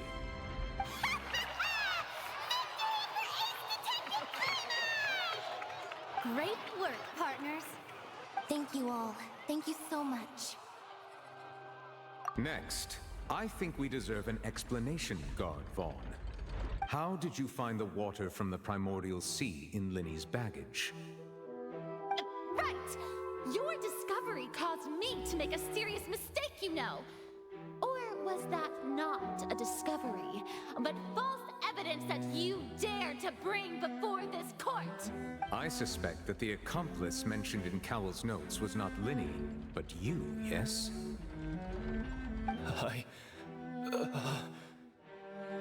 I'm sure you know what you must do to lessen your sentence. Speak quickly! Unless you want to earn yourself a one-way ticket to Coupon Town. I was just following orders. We were supposed to place blame for the serial disappearances onto Linny, and thus cause suspicion to fall on the Fatui. The higher-ups said this was the best opportunity to do so. And now that your plan has fallen through, and the secrets of the water have been revealed, you have become a liability to said higher-ups, yes? Therefore, you would be wise to tell everything you know, and seek the protection of the guards. Yes, I'll tell you everything I know. Our boss discovered that the water can cause people to dissolve. It can also be made into a potion, which when extremely diluted, can cause people to experience unforgettable exhilaration. We've been in this business for a while now, and have made decent mora off it. The disappearances were also the boss's idea. I mean, this is the boss we're talking about.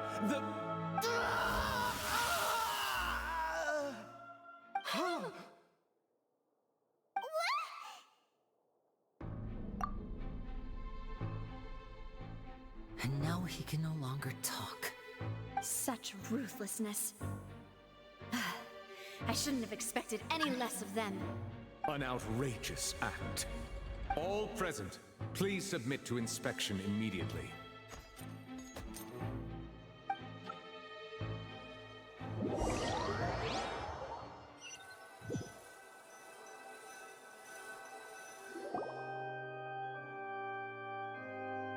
So, we're just going back now?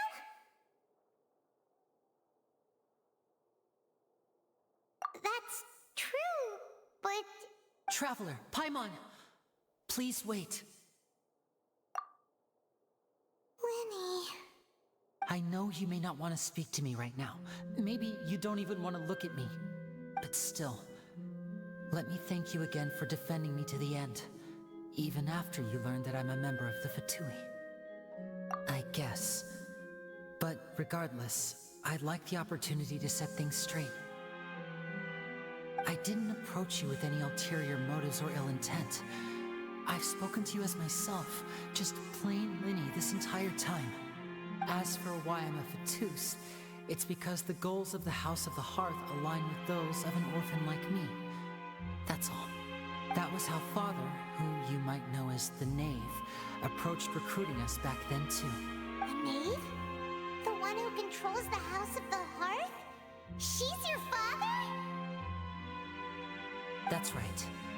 And since we're here, I was wondering, would you mind hearing a story? It's about my past. Back when our parents first died, Lynette and I were left wandering the streets. To survive, I took to surreptitiously observing an older street performer who did magic. It took me several days to figure out how he pulled off his amazing tricks. I took my sister through several streets until we found a crowded corner, and we began to perform magic tricks there. To my surprise, we proved to be pretty popular, and we could at least stop worrying about where our next meal would come from for a time. But I didn't want my sister to remain a street rat together with me forever. Before long, an aristocrat came to me and claimed that he wished to take us in after watching my performances. So you went from orphans to nobility just like that? That was how we felt at first too. As if fate was on our side and we could say goodbye to those painful days. But I gradually discovered that while we were called foster children, he was really after my talent for magic tricks. He would constantly take me to all sorts of banquets to garner attention, which he would then use to expand his social circles. That doesn't seem too bad either. Better than roaming the streets at any rate. It took a while for me to realize just how dark his heart really was. after one particular performance at a banquet, I discovered that Lynette was not on the same return vehicle as me. I waited a long time after we returned home, but she did not come back. I went to that noble's bedroom and asked him about her whereabouts. The answer he gave me was, she caught the eye of the most eminent person at the banquet, so I sent her over as a gift. I mean, you'll be able to perform your magic regardless of who your assistant is, yes? Oh no. So he was gonna... But wouldn't Fontaine's laws deal with such people? As far as outsiders are concerned, this is a relationship akin to adoption or foster care, and they have their ways of escaping the eye of the law. I managed to ferret out the location of the mansion of that so-called eminent person and hurried through the night. But by the time I leaped over the walls, avoided the guards, and made my way in, all I saw was the moonlit ground covered in blood, and the knave standing there in the darkness. So, she'd already taken care of that guy. That's right. She had rescued my sister before she could come to any harm, and had even discovered several girls hidden in a basement, all of them orphans. Father, I mean, the knave, might have seen something in me, and so she made me an offer. The House of the Hearth welcomes you, for your interests align with ours. Here, none will ever betray you. Indeed, betrayal shall never be permitted here. I was hesitant to trust her. I mean, I had just been betrayed by nobles. But she was also quick to destroy the noble who had taken us in at first, giving us back our freedom. Oh, so that's how the two of you joined the House of the Hearth. She has her own plans. She has gained permission from the Tsaritsa to first use the Gnosis' power when she obtains it. She plans to use it to find a way to break the prophecy and save Fontaine. So, she believes in that prophecy too? That's right. The whole House of the Hearth is currently working to combat that crisis. Today's case has also proven that people from Fontaine can indeed dissolve into some sort of water, thus further supporting the prophecy. Everyone at Hotel Bouffe d'été, including the knave, has their roots in Fontaine. And we will always defend our homeland. To us orphans, the only connection we have left to this world, apart from our family, is our homeland. So, from small deeds like distributing magic pockets to huge schemes like stealing a Gnosis, everything is aimed at dealing with that prophecy. It's all right. I understand. The only thing I can do is relate all this to you. I just hope you can understand that even as a member of the House, I have never stopped making my own decisions, and that I believe what I'm doing is right. If you should need anything at all in the future, feel free to find me. I will do my best to help you, as plain Linny.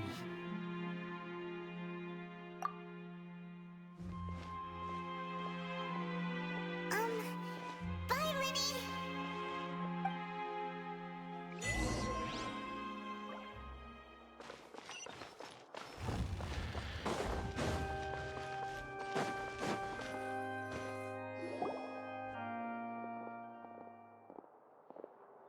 Hey there. What was with the disappearing act you pulled right as the trial ended? Were you looking for us, Navia? Well, this whole thing isn't exactly over, is it? I do feel that we're getting closer to solving the serial disappearances case, though. Don't you think so, too? Huh? What's wrong, my dear partner?